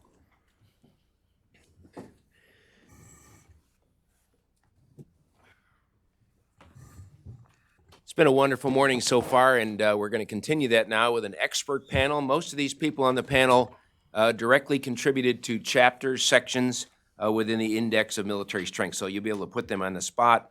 We'll save a lot of room for questions if you want to go there. And so what we have here are national security experts from Heritage or a Heritage alumni on the end of the panel there. And so we're lucky to have these folks. They'll each speak for about 5 to 7 minutes, and then we'll save time for questions. Leading off our discussion is going to be Heritage Foundation's policy analyst for defense budgeting, Mr. Fred Bartels, who's going to talk about what's the outlook for money, which is, if you sensed a theme in what Dakota was talking about and Senator Ernst, it was the criticality of funding. And so Fred at the Heritage Foundation conducts research, writes, and engages audience on the adequacy, composition, and the character of the U.S. defense budget. Before joining Heritage, Fred worked as a policy analyst at Concerned Veterans for America and completed his master's degree at George Washington University, and he is a contributor to the Index. Next to comment will be Mr. Klon Kitchen, Senior Research Fellow who leads technology policy for the Heritage Foundation. His personal research focuses on the intersection of technology and national security, with particular interest in AI, autonomous weapon systems, space, and intelligence issues. Before Heritage, Klon was the National Security Advisor to Senator Ben Sasse from Nebraska and also the staff director of the National Security and International Trade and Finance Subcommittee for the Senate Committee on Banking, Housing, and Urban Affairs. Before his time on the Hill, Klon spent more than 15 years in the United States intelligence community working on counterterrorism, counterproliferation, covert action, and other cyber issues. Next will be Dr. Michaela Dodge, who will cover topics in nuclear deterrence. Michaela authored the chapter on nuclear deterrence in the Index, as well as the one on missile defense, while working as a research fellow at Heritage. She is now a research scholar at the National Institute for Public Policy. Before joining the National Institute, Dr. Dodge worked at the Heritage Foundation from 2010 to 2019. She left Heritage for a period of time to serve as Senator John Kyle's Senior Defense Policy Advisor between October and December of 2018. Dr. Dodge received her PhD from George Mason University in 2019 and earned her Master of Science degree in Defense and Strategic Studies from Missouri State in 2011. And then finishing out our panel will be J.V. Venable, to my left, who will cover some key topics in the air and space domain. He is the Senior Research Fellow for Aerospace at the Heritage Foundation and the author of the U.S. Air Force chapter in the Index, a 25-year veteran of the Air Force who served in 3 combat operations and is the former commander of the celebrated Thunderbirds. He has flown the F-16 fighter throughout the United States, Europe, the Pacific, and the Middle East. It's a great panel. I'm excited about it. We're in for a treat. And so as they talk, I would ask you to be thinking about questions you'd like them to consider when we get to that stage. And so, Fred, why don't we start with you, please? Perfect.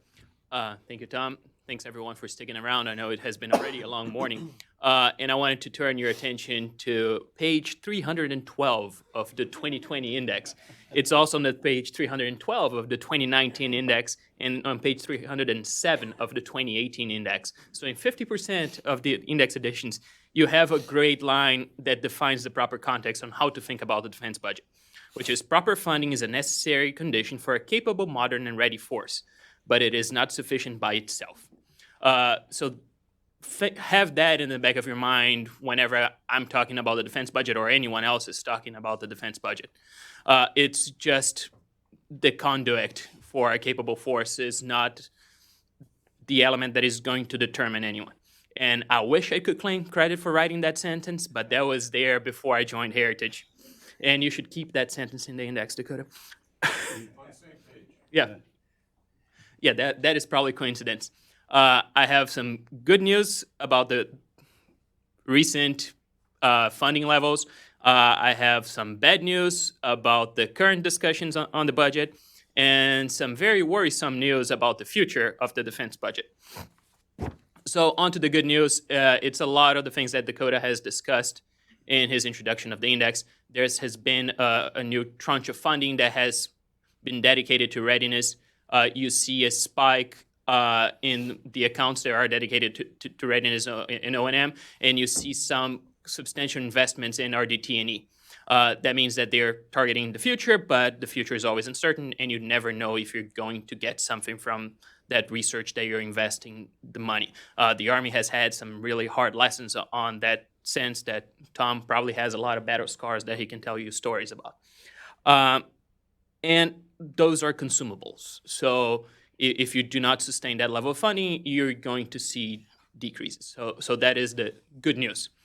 The bad news is on the current budgetary picture.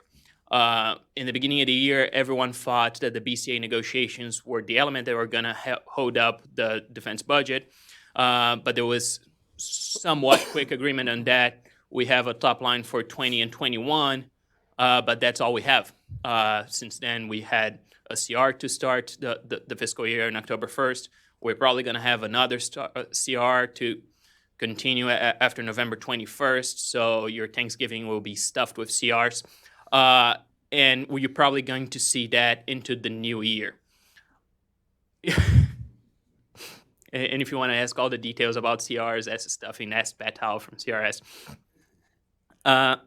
So you have the set number at 738 for 2020 and 740.5 for 2021. And the biggest obstacle that you've seen now reported in the media has been the diversion of funds for the wall, but that's a completely different question. And that's what I want to talk about is the introduction of the skinny NDA or the backup NDA that has been in the media recently. There are a few ways for you to read that situation. That necessarily means that something went wrong in conference. And you see a part going to the media to try to get to the public to get some leverage back into the negotiations. And when you see that the Senate had a widely bipartisan NDA and the House had a highly partisan NDA with no votes from the minority, you can see where the sticking point lies. If you follow political science theory, you would assume that the House would need to come to the center to get an agreeable bill that would pass both chambers with bipartisan support, but that's not what you have seen play out during the conference negotiations. You've seen Adam Smith stick to his guns and try to hold that coalition that he got the votes for the NDA in the House floor, which means that there has no minority involvement in the House NDA. And that's why you see the introduction of a skinny NDA to try to gain some traction in the negotiations, to show that there's broad agreement on a few pillars and try to work from there. So that's the not great news. And also especially because the House passed their NDA in July, the Senate passed theirs in June, and the breakdown in conference has been in late October. So the question that everyone should be asking Congress is, what have you been doing between July and October, other than recess? But that was just August. So that's the near term. And then on the coming 5 years, you have a coming problem. If you look at the plans that DoD has laid out for the next fiscal years, there is no growth at all. Former Secretary Mattis and Chairman Dunford outlined a 3 to 5% growth that I think it's on the last slide that Dakota showed before the cover, through the next 5 years in order to be able to fulfill all the tasks from the National Defense Strategy. That is not in their plan. What you have is actual decreases after 21. And those are just by the Pentagon's own numbers. If you go through their real growth assessment, you have a decrease of 2.7% in 21, 0.3 in 22, 0.2 in 23, and 1.5 in 24. So the idea is that you're going to be losing purchasing power capacity over the next 5 years. As it stands, and the reason why you hear people talking about the night court process that Secretary Esper has brought from the Army to OSD is that that's how they plan on making up that loss of purchasing power, through internal reforms and in just changing what they are trying to buy. A lot of the cuts in the Army have been in the procurement accounts, but that's not going to be the case when they go to the defense-wide accounts, which is what they're working now, because there mostly it's just services and people. And Congress has a big role to play in allowing them to make those changes. As you all are aware, there are always strong constituencies for the status quo, and those have to be overcome if any changes in the night court are actually going to take place. And I'll end up there, and so we can move on to Klon. Fred, thank you, Fred. That was wonderful. Klon, we'll turn this over to you now. Thank you. As Tom mentioned, it's my responsibility and privilege to lead tech policy at the Heritage Foundation. And I'm going to keep my remarks brief but sharp, because I want to highlight an issue that I think is of critical importance for understanding much of what is contained within this index and the broader point that the index is making as it regards the very real defense challenges that the United States faces going forward. So put simply, I want to highlight China. China is choosing to use its private sector companies, particularly technology companies, as an extension of that nation's national security enterprise. And this strategy is beginning to realize very real advantages. And the reality is that the United States must recognize and confront this strategy if we're going to secure our nation and if we are going to thrive economically going forward. And I want to just give you 3 observations that I believe kind of illustrate this point. 1, China is like every other nation in the sense that it seeks to amass and to leverage international influence for its own strategic aims. That is what nation states do. It's what nation states do within the international system. China is a coherent, rational actor within that system. We should not be surprised that they are doing this. 2, they have rightly concluded that leading in certain technology sectors, particularly 10 which they have identified publicly in specific strategy documents, will be essential to give it the social, economic, political, and military capabilities needed to realize these objectives. Again, this is a rational strategy, one that the United States has assessed as being thoughtful and potentially effective if allowed to be realized the way it is intended to be. 3, China is deliberately fusing its state and industry towards these goals. It is introducing, by doing this, significant distortions in the global economy, and Beijing's own deep integration with our own economy makes this challenge even more difficult. This is not Cold War 2.0. The Soviet Union and the Soviet bloc was never as deeply integrated into our own economy as China is. This requires a new type of thinking, and soon the Heritage Foundation is going to be publishing a China strategy that gets into these in more detail. But much of what Dakota, in just a phenomenal way, laid out this morning illustrates is a new model that China is pioneering, and if it is allowed to succeed, they will export it, and other nations will follow this model, and the distortions will grow, and the difficulties will become more complex than they are even now. And so it's imperative that we take this seriously. Now, the good news is that there's every indication that the administration and other defense leaders, especially as identified in this index, are recognizing these challenges and are making deliberate moves to begin addressing it. But more must be done. And so that leaves me with 3 truths that I think will define our security future, particularly in the context of technology. Number 1, the national security burden is migrating into the private sector, and our nation must better leverage our strengths in this arena. There is no avoiding this truth.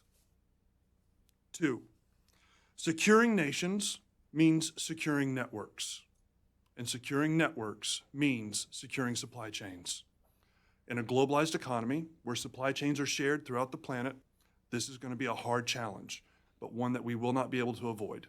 And we are beginning to see that as we talk about discussions like 5G and other wireless networking and zero trust networks around the globe and the like. And then finally, the difficult truth that Dakota and others have made very clear in this year's index is that the United States is not inevitable. But we are good. And we are the best placed nation in the world to help many people around the globe, including securing our own interests and our own people. And I'd like to close with a Chinese proverb, which says, the more you sweat in peace, the less you bleed in war. This is good advice. We should take it. Sun Tzu? Close. Close, okay, good. Kalon, that was wonderful. And Michaela, over to you, please. Thank you so much. It's a great delight to be here in my original professional home with my colleagues, and I'm delighted to be back at Heritage. I'm not sure I have that much good news, continuing kind of a trend that my colleagues outlined on the panel. There is a growing gap between our nuclear modernization and sustainment efforts and the reality. Let me take you back to history a little bit because that's relevant to today's debate. In 2010, the Obama administration worked out a nuclear weapons modernization and sustainment plan in the 1251 report, in the so-called 1251 report. A big part of that effort was also focused on modernizing the infrastructure that supports our nuclear forces. Now, at the time, the administration assessment was that we are living in a more peaceful environment, that Russia is no longer an adversary, and that the potential for conflict was low. Now, trends in Russia's behavior since then have manifested themselves. It's in such a negative way that it is almost impossible to continue our blissful ignorance. Now, yet when it comes to U.S. nuclear forces, many in Congress act as if things got better, not worse, since 2010. Even funding in 2010 era modernization plan is somehow controversial today in Washington, D.C. Now, mind you, between FY11 and FY16, nuclear weapons modernization was underfunded relative to that 1251 report that we worked out in peacetime. Now, not only that, but these cuts were even more damaging because of continuing resolutions and because of budget unpredictability that was caused by Congress. Now, aside from just funding levels, let's look at capabilities that this money was supposed to find to buy us. Now, to drive home Fred's point about focus on just the budget is not enough. So, the Chemistry and Metallurgy Research Replacement Facility, also known as CMRR, it's a facility where the United States would produce plutonium pits that are sort of the heart of a nuclear weapon.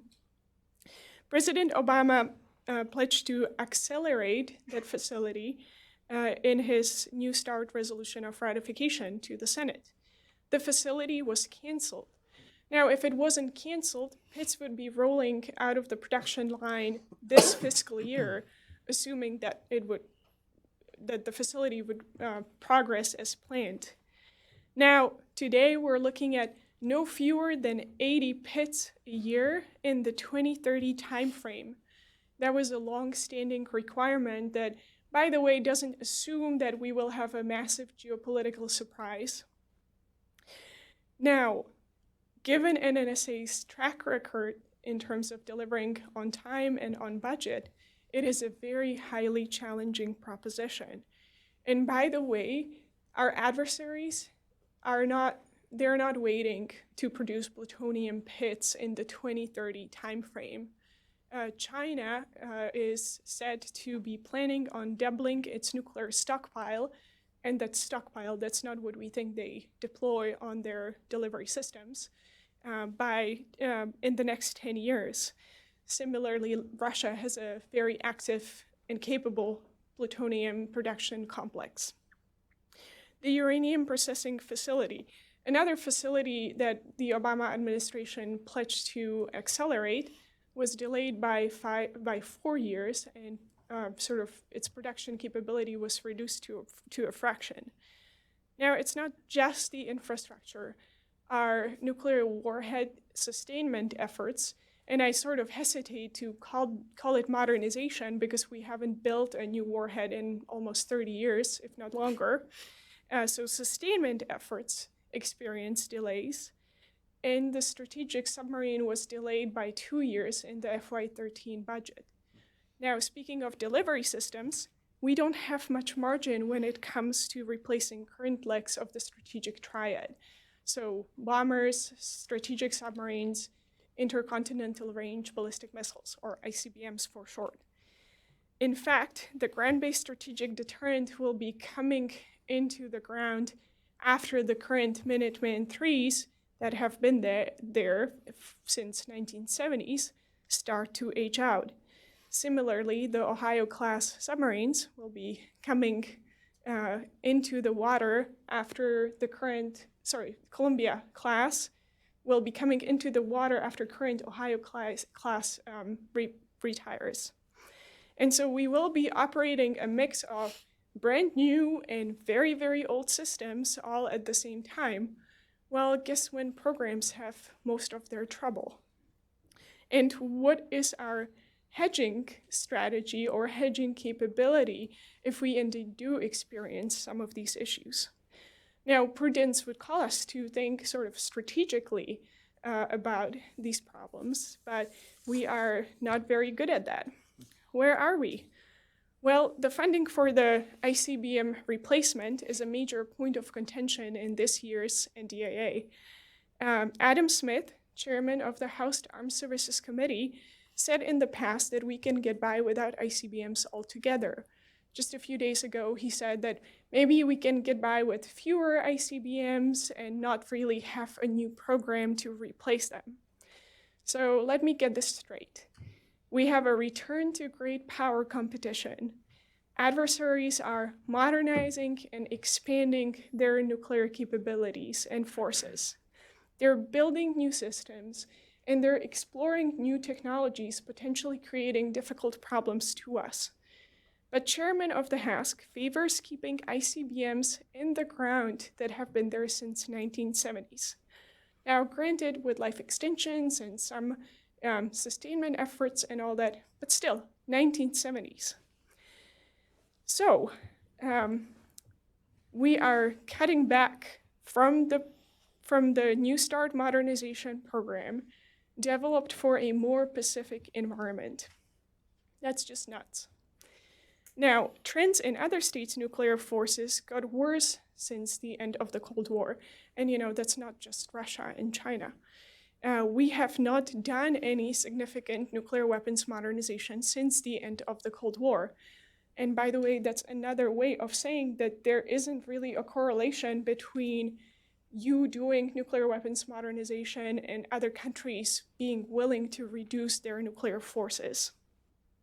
Now, if anything, the correlation seems to be running more in an opposite direction. So the more we try to get away from the nuclear genie, the more he becomes attractive for others. Now, it doesn't really have to be that way. Democratic President Jimmy Carter started our latest nuclear weapons modernization efforts. And it's been a while because that effort started before I was born. Now, that effort also contributed to the end of the Cold War and to keeping the peace since the end of the Cold War. And I think we owe our posterity, our kids, no less than that. And with that, I'm looking forward to your questions. Great. Thank you so much, Michaela. And then JV, take us home here, would you? Well, thank you, Tom, and thank you. I enjoyed the remarks. And if it makes you feel any better, it's not a happy panel, but it's a happy lunch that follows. I'm going to go down a couple of thoughts with regard to air power in big picture terms. I was a fighter pilot in the Air Force. Much of my terminology is going to go down into that Cro-Magnon area, but literally, if you look at the fighter and you see that as a pyramid of resources, that's the way we look at brigade combat teams as well and Navy ships as well. I'll go into some details and I look forward to your questions beyond capacity. Big deal for us. We look at capacity at the Heritage Foundation in major regional conflicts and what it takes with regard to air power to get there. Average over the course of the last 50 years takes about 500 fighters to execute a major regional conflict plus attrition reserves and the likes, and we round that up to around 600, about a 20% uppage. And so for a major regional conflict, 600 for two, that's 1,200 fighters. Last year, not in this year's index, the United States Air Force had about a 911, 910 combat-coded fighters. So about two-thirds, three-quarters of what we needed. And this year we inched up a bit. We got some F-35s in. We stopped the retirement program of fighter platforms. And so we're right around 950, 955 right now. And that number's liable to go up over time, but it's not going up in the right direction. The Air Force budget has been increased by 30% since President Trump came into office. If you look at where that money has gone, procurement has gone actually up 1%. And net over the course of those 4 years of presidential budgets, including this one that has yet to be enacted, it's actually gone down over the course of that period. If you add up all of the years of procurement, it's actually gone down. And so we're not fueling that procurement side to get our capacity up to where it needs. And that also hampers modernization and our capability side. If you look at where we are right now, we are flying fighters that are 30 years old. If you look at the history of the United States, going back all the way to the Cold War, we're up and above 50% older in average age of fighter platforms. During the first Gulf Storm War, we had a lot of fighter squadrons. We had a lot of reserve squadrons. But the average age of a fighter back then was between 16 and 17 years old. And now you're talking about dated equipment that's harder to maintain. Add in the maintainability. Last year we had about a 65 to 70% in that ballpark of mission capable rates for our fighters. If you do the multiple of 950 times 65, you're going to get a fighter capability on a daily basis that's sub 500. And so this is where these things start to come together to make us a realistic picture of where we are. And I will say that the two major regional conflicts that we plan for are Korea or Iran or another Iraq type of scenario. That's not a China scenario. And when you start factoring in the legs, the amount of equipment that you need to move into the region, and the tanker bridge, we call it, the ability for you to meet one tanker and then the next tanker and then the next tanker to get all the way where you need to go, our numbers are way down in that area. I think the chart that Dakota put up is we're at 65% of the capacity we had during Desert Storm. And ladies and gentlemen, we used almost all of our capacity in order to get that stuff into the Gulf and make sure the fighters had gas and the bombers had gas to go and get to their targets. That tanker bridge is really important, but it is going to be dwarfed the capacity that we need to get to the China scenario. The same thing with airlift. Airlift right now, we're strategic airlift. We're at 71% of the capacity. We could still do a Desert Storm going east, hopscopping across Greenland into Europe and going into the Gulf. But those little ponds, those little lily pads are not there going west toward the Pacific. Big time capability gap there. The last area is the bomber fleet. We are right now at 44% of the capacity we had during Desert Storm. 44%. That's across all active, guard, and reserve. And this is one where if you're talking about the legs, the ability for a bomber or a fighter to take off from one location, go and hit the target and have gas or the capability to get all the way back to its previous location, the only folks that really have the ability to do that right now are our bombers. And we do not have the bomber strength we need to get in and go and execute a China scenario. Again, a China scenario, if you want to play the game that says we just go and we punch them in the nose and they go back in their corner where they belong, that's wishful thinking. And if I could commend one of the papers that Dakota talked about, Tom Earhart's up here, and his paper on what the failures of a winning strategy will get you and the dividends that go into it, those are huge things to consider. Last thing I'll talk about, and then we'll move on to questions, is readiness. You know, it's actually a combination of the equipment that you've got to fly, whether it's the most modern and whether your people are trained to do it. Our numbers are ticking up with regard to how much time we give our pilots to go out and train. I wasn't a very good fighter pilot. I must not have been, because I needed 3 or 4 sorties a week in order to get better or to sustain my capabilities. And right now, we're not feeding guys like me and gals like me that are on the flight line right now. We're not feeding them the bananas that they used to feed people like me. They're getting 2 to 2.5 sorties a week. And no matter what you think about how much more brilliant we are today than what we were 20 or 30 years ago, that's not true. We need to give them the time in the air and the demand to train to high-threat scenarios that we haven't touched. It takes 7 years from the time somebody graduates from flight school to become the best fighter pilot they can be in the Air Force, to manifest those capabilities. When I was a kid, I got all 7 years in a high-threat scenario. And so I could give that capability and that training to the next generation. And as I timed out, that next group was getting trained up. Well, we've gone through 2 complete generations of fighter pilots that have never trained for that high-threat scenario. And so this would be the equivalent of having a professional football team that's only ever looked at high school teams to play and scrimmage against, and now you're asking them to go into the big game. And we're not even training up to the level where we're playing college ball just yet. Air Force is going to take a couple of years to get this right, but this shifting of funds and putting it to where people need to be, we need to kind of get out of the efficiency mode and start driving toward true capability. The last thing I'll say about this overall picture and wishful thinking, we have gone through the first offset, which was nukes, and the second offset, which was precision guidance. And now we're looking at a third offset that's also technically focused, that gives us a manpower leverage. We don't have the manpower, we don't have the machinery, but by golly, we've got this technology that beats everybody out. The most classified system in World War II was the Norden bomb sight. The Germans had that in 1939. The Germans had that, and every bomber that they produced from 1940 on was flying with a copy of the Norden bomb sight.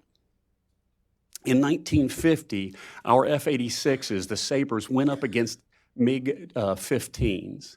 Our capability should have been monstrously better than theirs, but the Brits had sold Russia Rolls-Royce engines for their MiG-15s. And the Chinese and the Russians copied those motors, and that changed the paradigm to where when we went into Korea, the MiG-15 was a better fighter than the F-86. And what we had to compensate for that was training, and we trained hard. And ladies and gentlemen, the only thing that we're going to have in the third offset, if they come in and they start stealing like they've stolen stealth technology from us and pilfered in other areas, the only thing that we're going to have is training and the best equipment that we can give our guys and gals. And we're not getting them the training they need at the edge, at that forward leading edge that they need. And we're not refurbishing them with the equipment they're going to need to go in and dominate the fight. And with that happy note, I'll end my soliloquy. Oh, that was great. I mean, I hear this stuff because I get to work here, but even still, I was riveted. So that was great stuff, panelists. Thank you so much. So this is your time for questions and answers. Please wait till I call on you, and then get a microphone because we are streaming this live, recording it, all that kind of stuff, YouTube. And so, Pat, you had your hand up first, so let's go with you, please. Thank you, Tom. Clown Kitchen, you sketched a riveting picture in very, very broad brushstrokes. Could you just illustratively walk us through one or two of these things where what are they doing to integrate into their private industry and so forth, and how does that warp the global trading system? Just walk us through one or two, for instances. It's a great question. Thank you. I'll try and do this as quickly as possible. I think the current conversation around fifth generation wireless networks, 5G, is a great example of that. So over the last several decades, the Chinese company Huawei has become a global leader in networking technologies, and the stuff they build works. And they currently are positioned to gain as much as 50% of the global market on fifth generation wireless networks. And the reason that is they, as a company, have been heavily supported in terms of the theft of intellectual property that has allowed them to innovate, as well as financially subsidized and other facilitation by the government in Beijing. That then allowed them to, through that and the predatory lending practices that have been talked about previously, they've been allowed to position that company very aggressively globally, and our own marketplace does what it does. We looked for efficiency and cost savings, and our ability to unilaterally build these types of networks diminished while theirs elevated. And that was efficient. The problem was it was also short-term thinking. And as we talk about fifth generation or 5G networks, this is more than just faster phones. We're talking about the central nervous system of the next economy. And when you consider that somewhere approximating 80% of defense communications transits privately held communication lines, this becomes a matter of national security, not just economics. And then when you think about our capacity to operate overseas, the Department of Defense has looked at these types of developments and similars and realized we have to now move into a networking strategy where we operate on zero trust networks, where it is almost a foregone conclusion that if we're operating in most of the world, we're going to be operating on Chinese developed and managed networks. That is an unsatisfactory risk. Therefore, we have to come up with new methodologies and strategies for operating in that environment. That is one example of, frankly, many where we are having to address that type of fusion challenge. Yes, please, in the front here. Thank you. Thank you for sharing your insight. I'm a reporter for Voice of America Korean Service. We talked about U.S. military strength, but I want to ask on regards to the alliance structure. And well, right now the burden sharing is one of the big issue with the alliance, especially South Korea. And I was wondering, like, when you talk about alliance, usually traditionally the South Korea ROC U.S. alliance was defined to deter North Korean threats. But do you think that there's a need for a transformation of definition that South Korea should much more participate in filling in the gap of the United States military strength? And secondly, regarding that, do you think this should be reflected in the ongoing burden sharing negotiation that's going on with the U.S.? Thank you. Thank you. A good question. Anyone want to take a stab at this? Let me say a word or two. This is not my area of expertise, but definitely we would want South Korea to look much more broadly than just the North Korean threat. The entire region, in particular China, we would want that to be a shared element of concern between both of our two countries. And I'll be honest, I have watched a few developments in South Korea recently. They are the size of their army is shrinking. I guess it's partly budget, but it's also partly difficulties in attracting youth to join the military. And so that greatly concerns me. But I think, your basic point is it is much more than North Korea now in that region. And so we need all the only way, Dakota Wood talked about how, we have the totality of the Chinese military and we only have a fraction of the U.S. military. We are going to need every ally, partner, friend in that region if we are going to be able to counter that threat. I don't know if anybody wants to add to that or. Thank you, sir. Yes, sir, in the back. And then I'll go to you next, please. Thank you. This is Namo Abdullah. I'm a journalist with the Kurdish news service, Rudal. I have a question about CAATSA sanctions on Turkey. Why haven't they been triggered by the Trump administration? And despite the procurement of the S-400 missile defense system by the Turks, is there something that Congress can do in this regard? Thank you. That's a great question. Do you want to try that? No. Okay. I'm looking down. I'll just say I don't know either. I mean, I remember we were talking about this. It's been 3 months or so now that we talked about these sanctions being triggered. And I remember there were reports coming out of the White House saying that they were thinking about it. There were such elaborate mechanisms as well. If they keep the S-400 missile system in a little fenced-in area and nobody touches it, maybe that doesn't trigger CAATSA.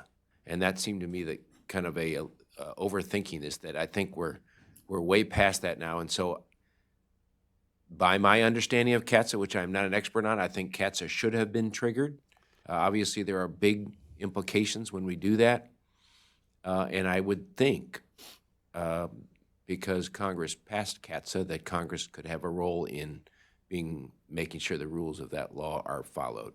So, and that's one of the elements that got thrown in the NDA conference as well. It's one of those recent developments, both everything that went on in Syria and everything that is going on in Turkey, that after they were finished done writing their bills happened, so you might be able to see something being incorporated during conference, if you ever get a conference report. Great. Okay. Thanks, Fred. Yeah, let's go to the front here, please. Sir. This is addressed to each of you, actually, in terms of your area of expertise, this question. In light of the rise of nationalism among the peoples, both among our traditional enemies and allies, there's just rise of nationalism actually throughout the world. How do you all see that in terms of impacting what within your own area of expertise in terms of not only national security but just the future of America? I'll pick it up. Could I get you where you're from, sir? Augustus, Arizona, Filipino by birth, American by choice. Family and extended family has been in this town since 1955. We've seen U.S. presidents and Philippine presidents come and go, but this is a more general question. I don't mean to. No, completely get it. So, Augustus, thank you. Right. So this is I'm going to go off a tangent for a second. I was riding with my wife in a car when we were first dating, and it was in California. We're going up the coast, and the car got a little warm, and so my wife turned the air conditioner full up, and she went all the way up, and it became an ice box. And about 5 minutes into the icebox thing, she turned it all the way off. And then when she got warm again, she turned it all the way on. And I said, honey, did you know that there's a 6 setting on that? And this idea of nationalism being a 0 or a 1, a full off or full on, is the argument that I kind of don't understand. The need to have youth that's willing to serve and be proud of the United States is nationalism. Isn't that bad? Don't we want to kill that? Certainly, if you have a Hitler Youth that's growing, that's a form of nationalism. And so if you look at this extreme and you go, America good, kill all bad, that's not what nationalism has ever meant in the United States.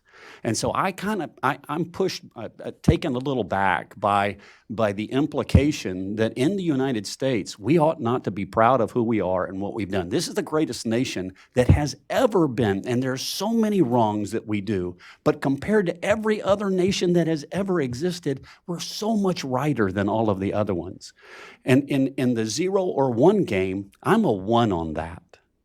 But as far as the extremist view on nationalism, I'm never going to ask for my family or anybody around me to go below 50%. I'm going to ask them to keep it up to where you take pride. The streets are clean because you like living here. You want the education system to be better, so you put more effort into it, as opposed to say, education bad, kill all books. I mean, where do we go? In this rant, I will say it's above 50%, and I'm going to set the dial at 60 or 70. Claude, do you want to take a swing at this? Because you think and talk about these things occasionally. Yeah, so I don't know that I have a particular technology perspective on this. I want to piggyback on what JV was saying, and I think it's important to understand that when we talk about American nationalism, you have to start with who we are as a nation, right? When we talk about American exceptionalism, we're making an actual factual assertion that the United States and the way that we have come about to be a nation is categorically different than the way nations have occurred previously, right? We have not evolved over the course of time as an individual people in blood and soil. We started with a political idea about the nature and the value of people and how they are best governed based on their natures. And we have then exercised that experiment. So when we talk about American nationalism, we're talking about a pride and a faith in that. And that, I think, is something to be proud of. But I think JV's essential point is, in fact, essential, that it's not a 0-1 game. It's a thoughtful awareness. But the reality is that no nation that cannot make a distinction between its own people and the peoples of other nations will survive.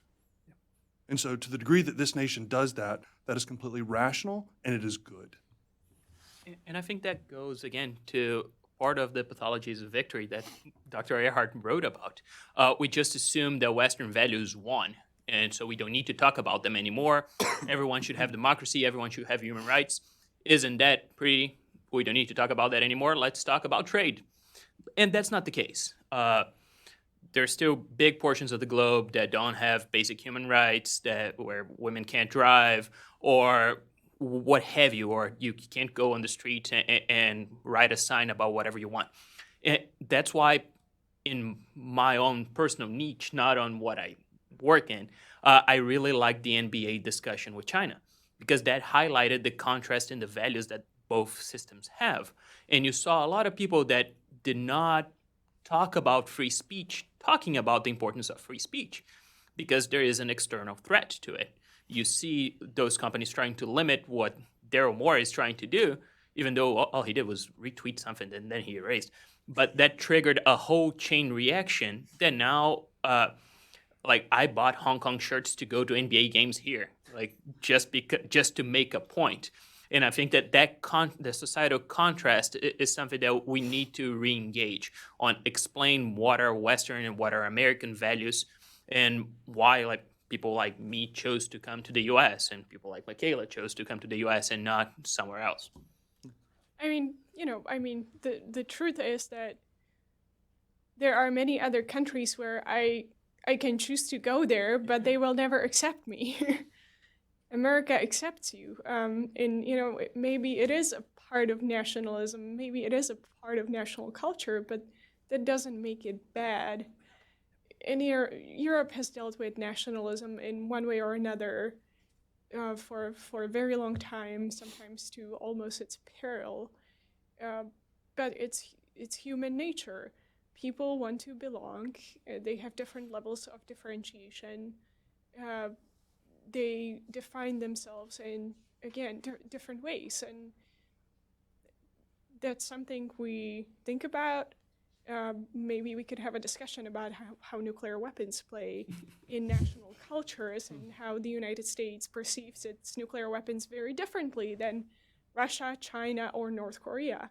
And those are legitimate, well, maybe not legitimate, but valid differences that we want to take into account when we plan our nuclear forces posture, when we think about our nuclear weapons strategy. People don't think like us.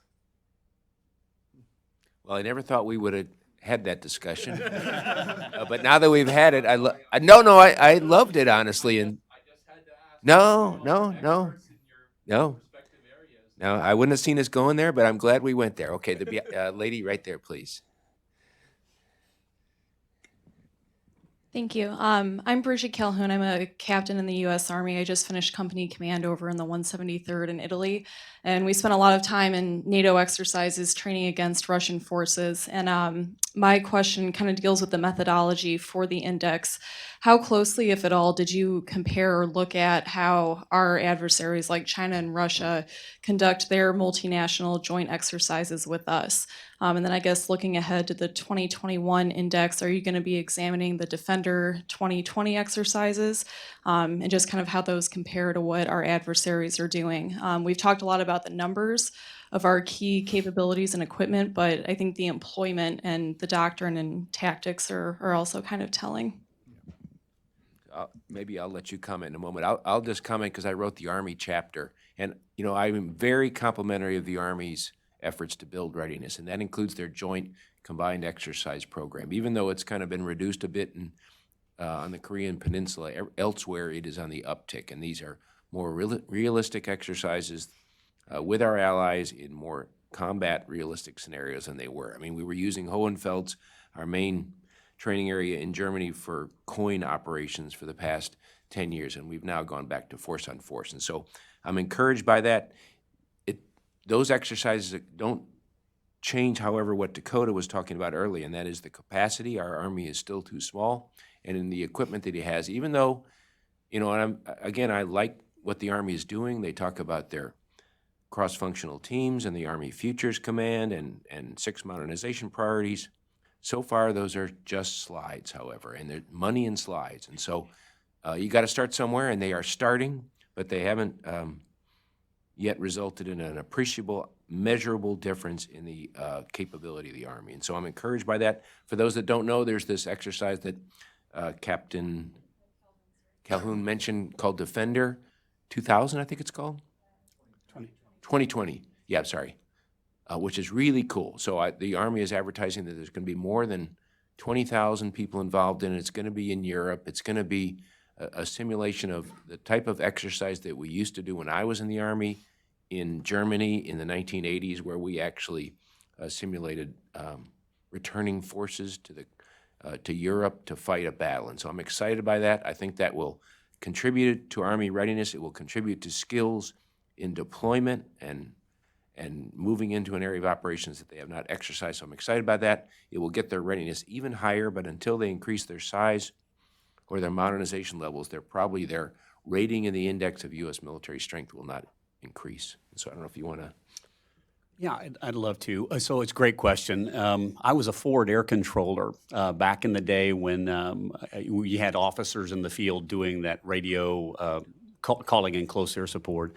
And Hohenfels was an incredible place to go through the experience of a Cold War exercise, because you would be awake for 48 hours. And a lot of people didn't understand the need to do that. But when you get to the 48-hour point, all they're asking you to is to move into position, be ready to go, and then when targets come up, see how well you do, and you go through that thought process. And it's exhausting. Well, that's not people dying next to you, explosions happening in real war, but you're leaning into the environment where you're going to have to be awake and you're going to have to fight. If you test the United States Air Force the same way, you have to start in the United States and say, okay, I want you to pack up all your stuff. You got 48 hours to actually get airborne and get to Al Udeid or get to a location in the Philippines to where you can start fighting the next day. During the last 15 or 20 years, we've gone through this thought process where you're no longer reactionary. You can plan everything out. So you have 8 months or 10 months to prepare. Okay, I'm going to need to put that stuff in that container there. These are the things that I'm going to need to chart off. And then when you take off, you get to a place and you have time with which to prepare to go into a low-threat environment. We haven't prepared to go into a survive-to-operate environment like we did throughout the Cold War. And that means much more intense focus than what you get at Red Flag. Red Flag, you get a sortie where you get to launch. You've planned for 48 hours. You go into the area, high threat environment. You're doing threat reactions, but then you get to go home and you get to look at the film and you go, how'd I do? The maintainers get to go, that was a good go. Do you guys want to go downtown and have turn the wrenches at the craps table? As opposed to having to turn an airplane, having to turn an airplane, having to turn an airplane, having the equipment and the stores and the manpower required to continually man that unit at a 1.4, 1.5 level of manning, whereas we have today 1.1 to 1.2 going forward to those exercises. When you test it to those ends, under those situations, you're going back to Hohenfels and going, can you stay awake? Can you move your vehicle? Can you go and do fundamental combat movements? Can you do that? And we haven't done that in a long time. And so while we're moving in the right direction, and Defender 2020 is going to be a good one next year, we're actually going to try to do an entire, we call them reforgers back in the 1980s, where you move all the stuff that you need over there. You know, go to railheads. You're going to kill 1 or 2 people on a railhead. No, we can't do that because of the costs associated are too high for training. Guys and gals, if you don't do it in training, you're going to suffer so much worse, and you're going to get there so much slower in wartime. And so this is where we need to start looking. Efficiencies and safety are going to be compromised, and they have to be in order for us to move forward. Sorry, long answer. Thank you. So let's go over there, gentlemen, right there, please. Yeah, Pat Spann. I don't, this is, I guess, maybe both Navy and Air Force question. I was a little surprised. About 5 or 6 years ago, I was on a class trip to Colorado Springs, and we were touring the academy, and the escort officer was telling us how they were having a hard time getting the Air Force Academy guys to want to be rated, which was dumbfounding to me. I'm a West Point graduate, and that would be mind-boggling. It would be like West Point not wanting to go combat arms, which may be true too now. But I guess it's a personnel thing. How is this shaping out? Because I assume the Navy is the same thing with quality of who mans the ships and wants to go out to sea 6 months out of every year. But I was just dumbfounded that Air Force Academy graduates did not want to become rated. And I guess I don't know how that gets. If that's a true problem, I think it is. How does it get solved? Your name, sir? Pat Spann. Pat, it's a great question. Again, I have no short stories, but I was at Air Command and Staff College, so that's where majors go for a year and get trained, and you're in with all of your peers. So a fighter pilot, fish out of water, going into an academic environment, and then you have logisticians, you have folks who work computers. The ends of the Air Force are there. And it's a great environment. They got up on stage, and this is 1995. got up on stage and they gave a briefing on unmanned aerial vehicles. It was about the Predator. And the guy on stage said, we envision that the last manned fighter will be produced in 2025. When he said that, you might have thought what the reaction would be, but it was an explosive standing ovation from the Air Command and Staff College. And so this idea coming back into nationalism, having pride in what you do and fostering that, it's the fly and fight. That's the theme of the Air Force. How do you bring that about? Well, you do it at the schools. You do it when you send fighter pilots and bomber pilots and tanker pilots into schools and tell them about the glory days of being in the air and how much fun it is and how incredibly exciting. And you want to be on the leading edge. You don't want to be part of the shaft. You want to be on the tip of the spear. Well, during all of the shortages, all of the gutting of the services, the pilot shortage writ large, we have taken our pilots out of the schools. And we've taken them out of the staffs. So our actual fighter pilot manning on average went up last year in operational units, even though our shortfall of pilots is continuing to go down. It may have stopped its fall, but it's not rising. And the way we've manned that, fighter units and bomber units and tanker units, is by pulling out all the plugs in the other areas where they serve. So in the Pentagon, try to find somebody who's not a chief of staff executive officer or aide that's a pilot. They're almost all in another profession. It doesn't denigrate those other professions, but what it does is it stops this formulation that says, you want to be on the leading edge. Instead, what you get is, you want to be with me in a comptroller unit. That's where the action is. It's where the money is. And no kidding, as much as you want to think that works, it works 100% that way. You want to build a football team? You send football players into schools and get them excited about playing ball. You don't send math teachers who never wanted to play in and saying, have you thought about playing football? Right? Yes, sir. Oh, thank you. My name is Mitsuo Nakai, a Japan native U.S. citizen, Reagan Foundation.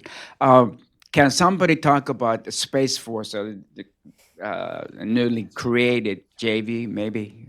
Yes, thank you. It's a great question. What do you want to know about the Space Force? And I'll generate a lie or two for you. Is there a specific area?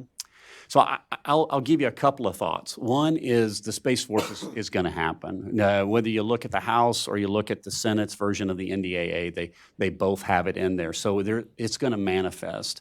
And you're not going to get assets that are pulled out of any other service. You're not going to get any professional space professionals that come out of the other ones. It's all going to be lopped out of the Air Force, which was kind of what we thought it was going to be a couple of years ago, which is not ideal.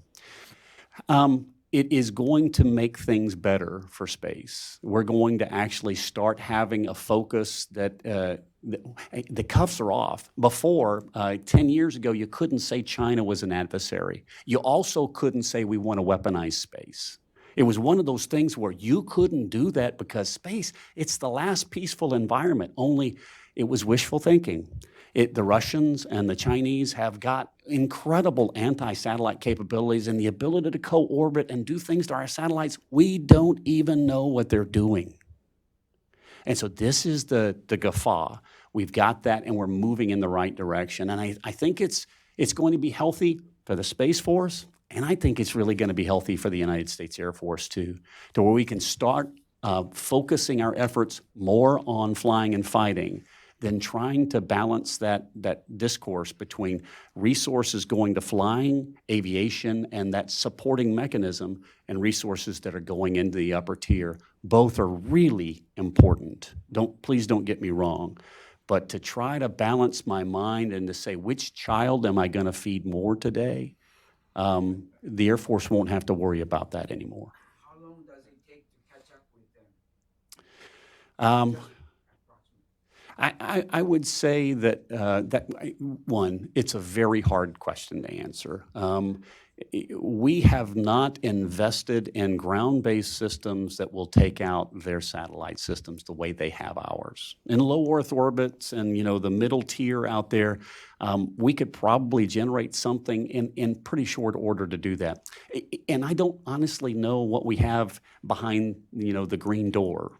I really don't know if we've been, sitting on these capabilities and now we pull them out and it's a monstrous special operator that none of us knew existed. But from what I can tell, we're a little bit behind there. And it's going to take us a while, and it's going to take us some treasure to catch up. And the emphasis now is really important. It's heading in that direction. Fair? So let's go to this lady here, please. Thank you. It seems you have another Georgian in the room. Kate Chachel, I come from Sector 3, which is Georgian think tank. It's extremely interesting to be here, and it's a bit worrying as well, to be honest, because the world sees the U.S., at least it's Georgia, coming from Georgia, as a strategic partner and really the good hope up here, right? And hearing there's a lot of challenges, it is kind of very worrying. And plus in the region where we see a lot of developments, especially when you would consider in 21st century, really things like that can happen, like in a day, having this huge military mission starting and moving, in neighboring regions. I have this very maybe I hope it's not a big question to open a whole new discussion, but do you have a recommendation, like exactly what should be done, how it should be started, and how much it would really cost to U.S. to really cut the shortages that you have been talking about this morning? Because it's the trainings, the everything that has been underlined, it is kind of really sounds too worrying. Even though we were promised a good lunch, it's still a really worrying. So it's really, I think, good to maybe talk about possible recommendations or what are the steps now from your perspective to really move forward quick. Thank you. Great question. I'll say one thing is that we have written specific papers about the Army and the Marine Corps, so the index, Dakota's over there, would tell you that the index doesn't really make prescriptions, it makes diagnoses. Another set of papers that we're in the process of writing right now do make prescriptions. And so I've written the Army paper, Dakota wrote a paper on the Marine Corps. Both of those, I think my Army paper has like 60 recommendations in it. Dakota's paper is about the same. JV is writing his Air Force paper, and we'll have a Navy paper. And so each of these papers have a specific diagnosis.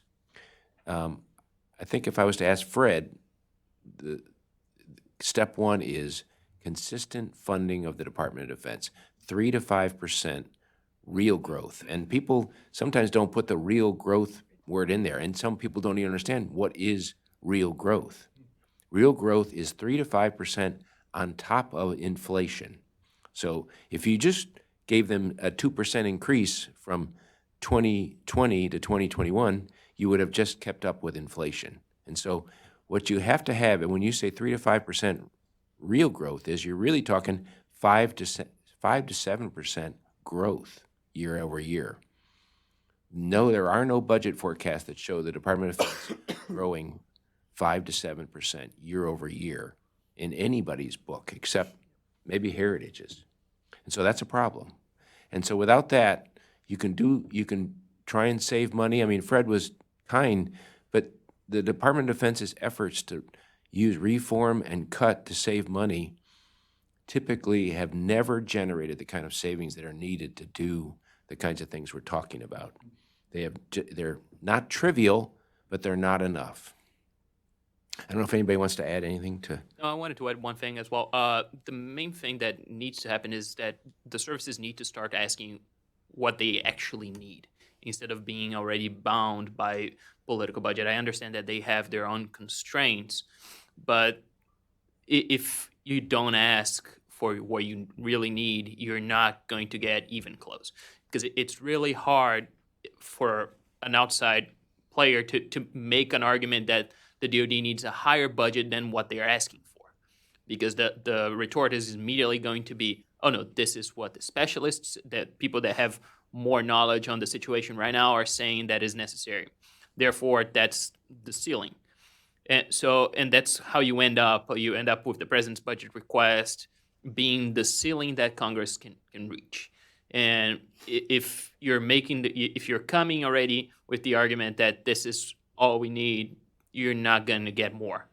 And you need to be able to make that argument. That's why I really like the study. I think it was, I don't know if it was CRS or CBO, on how much it would actually cost to have a 355 ship Navy, and let alone if you go to the 400 ship Navy that Tom Callender wrote about. So there is a Navy paper on that.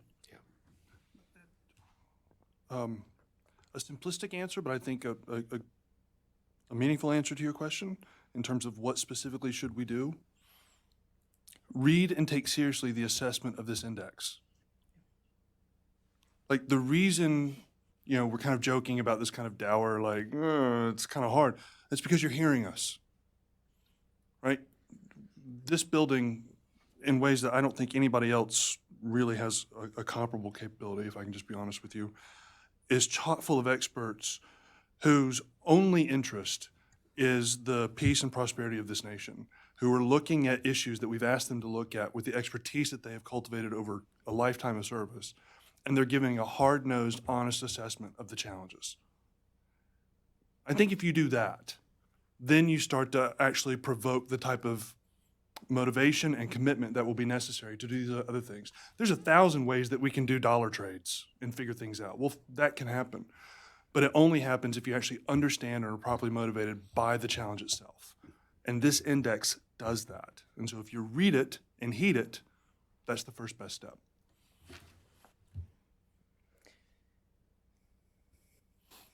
Okay. That was a great end pitch. Yeah, I mean, I highlighted the steps to be taken in my remarks. Modernize, get away with just some of the policy, get away from this idea that when you don't do anything, others will magically cooperate with you. They're not going to do that. They're going to do what they see in their own interest. And somehow we lost the connection between us being able to critically evaluate what their interests are and apply those lessons to how we posture ourselves for the next fight. But historically, that has always been the case with the United States, right? We always wait. We always convince ourselves that the world is going to be peaceful after this big war that we just had, or after that big war. And, but now really, it's going to be different this time. And what concerns me today is, in the past, we mobilized, we came in, kicked butts, and saved the world, right? Just twice, at least twice maybe 3 times just in the 20th century. What I worry about is whether we will have time to mobilize and respond before it's too late, right? Some problems are just too hard for democracies to think about. Resurgent Russia is one of those problems. Aggressive China is another one of those problems.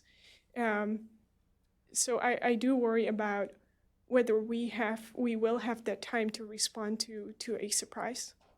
Great. All right, so we have time for one more question. And yes, please, ma'am in the back. Whoop. Thank you. Chris McNulty from Applied Futures. I mean, this has been absolutely fascinating and I've really enjoyed it. But one of the things I noticed is that everyone is really talking about extensions of current capabilities and facilities and technologies. Is anyone in the Heritage Foundation really looking at completely new areas?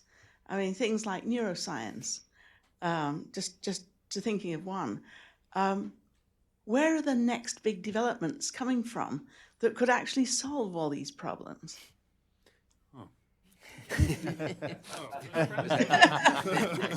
So I'll let Kalon talk in a moment here because he manages our future technologies. Each of us look at and balance what we see in our area. So J.V. Venable, for example, is looking at what the the Air Force proposes for its next generation air dominance platform. And he's also using his personal judgment on where technology can help the Air Force in terms of autonomy and robotic type systems. And so we each look at those areas, but our view of these things is also tempered by a reality which tends to kind of diminish expectations more quickly than you'd like in this area. And in the end, in many cases, what has become known, what has been true for millennia is that sometimes a city or a town or something needs a soldier or a Marine on a street corner with a weapon, and there is no good substitute for that. But I will, Colin, do you want to?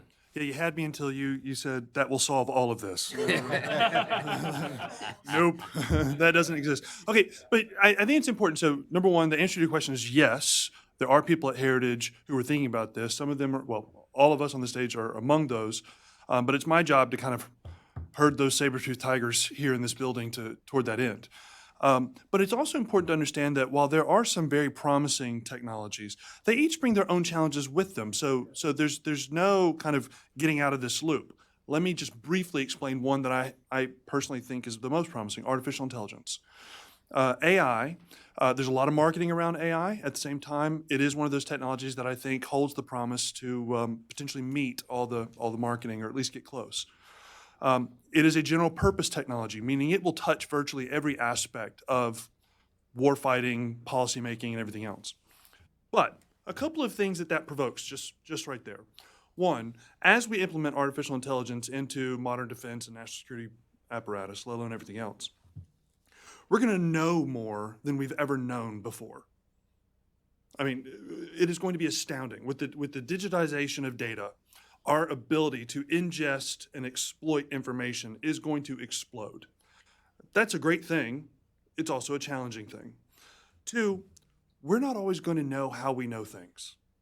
So it is a common reality with artificial intelligence that AI algorithms accomplish tasks or even speak to one another in ways that the programmers themselves cannot explain or describe. So what happens when, for example, we have an AI political military algorithm that says, hey, country X is about to move against country C at this time and date, and we think there's a 78% likelihood of a surprise attack. But our human analysts can't for the life of them explain why it's making that assessment. But that AI algorithm's never been wrong before. Okay, that's a challenge. Like, what do we do, right? But then on top of that, we're going to ultimately outsource thousands of small decisions to AI incrementally, but end up in a place where we're so heavily dependent on that, and there's so many steps underneath the hood that we don't really understand and don't know how we got there. We don't really know what to do. So, for example, when you get into your car and you throw open Google Maps and you say home, how skeptical are you of that route? Or do you just start driving? Right? Okay, that's where we're going to be. And that's an unavoidable reality because these things are powerful and they're going to be effective. And then finally, with AI, it'll be authoritative until it isn't. My point being, the first time Google sends you through Delaware when you're trying to get to Maryland, all of a sudden you don't think Google's so good and reliable anymore. Well, the same thing. This is going to build doctrines. These are going to be approaches that our challengers try to introduce data and AI unreliability. And we're not sufficiently fortified against that. I mean, right now we're building the data sets that are going to influence and that these things are going to be driven on in the future. So that's just one small example of, I think, a very real promising emerging technology that is going to be decisive and massively influential, but that brings with it its own very difficult peculiarities and challenges. So we are thinking about that. We just haven't fixed it. I'll add one other one, and it's an Army example. We talk about the value of having autonomous or robotic vehicles. And so one tank or one personnel carrier carrying and controlling 3 or 4 little swarming guys around them. And that's a very attractive idea because people say, well, now you can reduce your manpower needs. Okay, but all these little swarming guys, little robot vehicles swarming around, who fills them with gas and who fixes them and who does their end of day maintenance and who keeps them pointed and who gets them out of a ditch when they get stuck? Well, when you start doing that manpower bill, you're back to where you were and maybe worse. And so, because now you need a higher end group of people that actually understand how robots work. And so we've been down this path before. In the Army, we've cut the number of cooks we needed because we figured, well, we have this new automated microwave cooking system, and it didn't work, and we had to go back and find the cooks because We were hungry. Ladies and gentlemen, this has been a wonderful event, and please thank our panel. I am told the reception is ready with the famous filet mignon sliders. And so when you exit the auditorium, you just make that first left down the hall and you will come across the Heritage Team Lounge. And so I hope to see you there. Thank you. I don't deal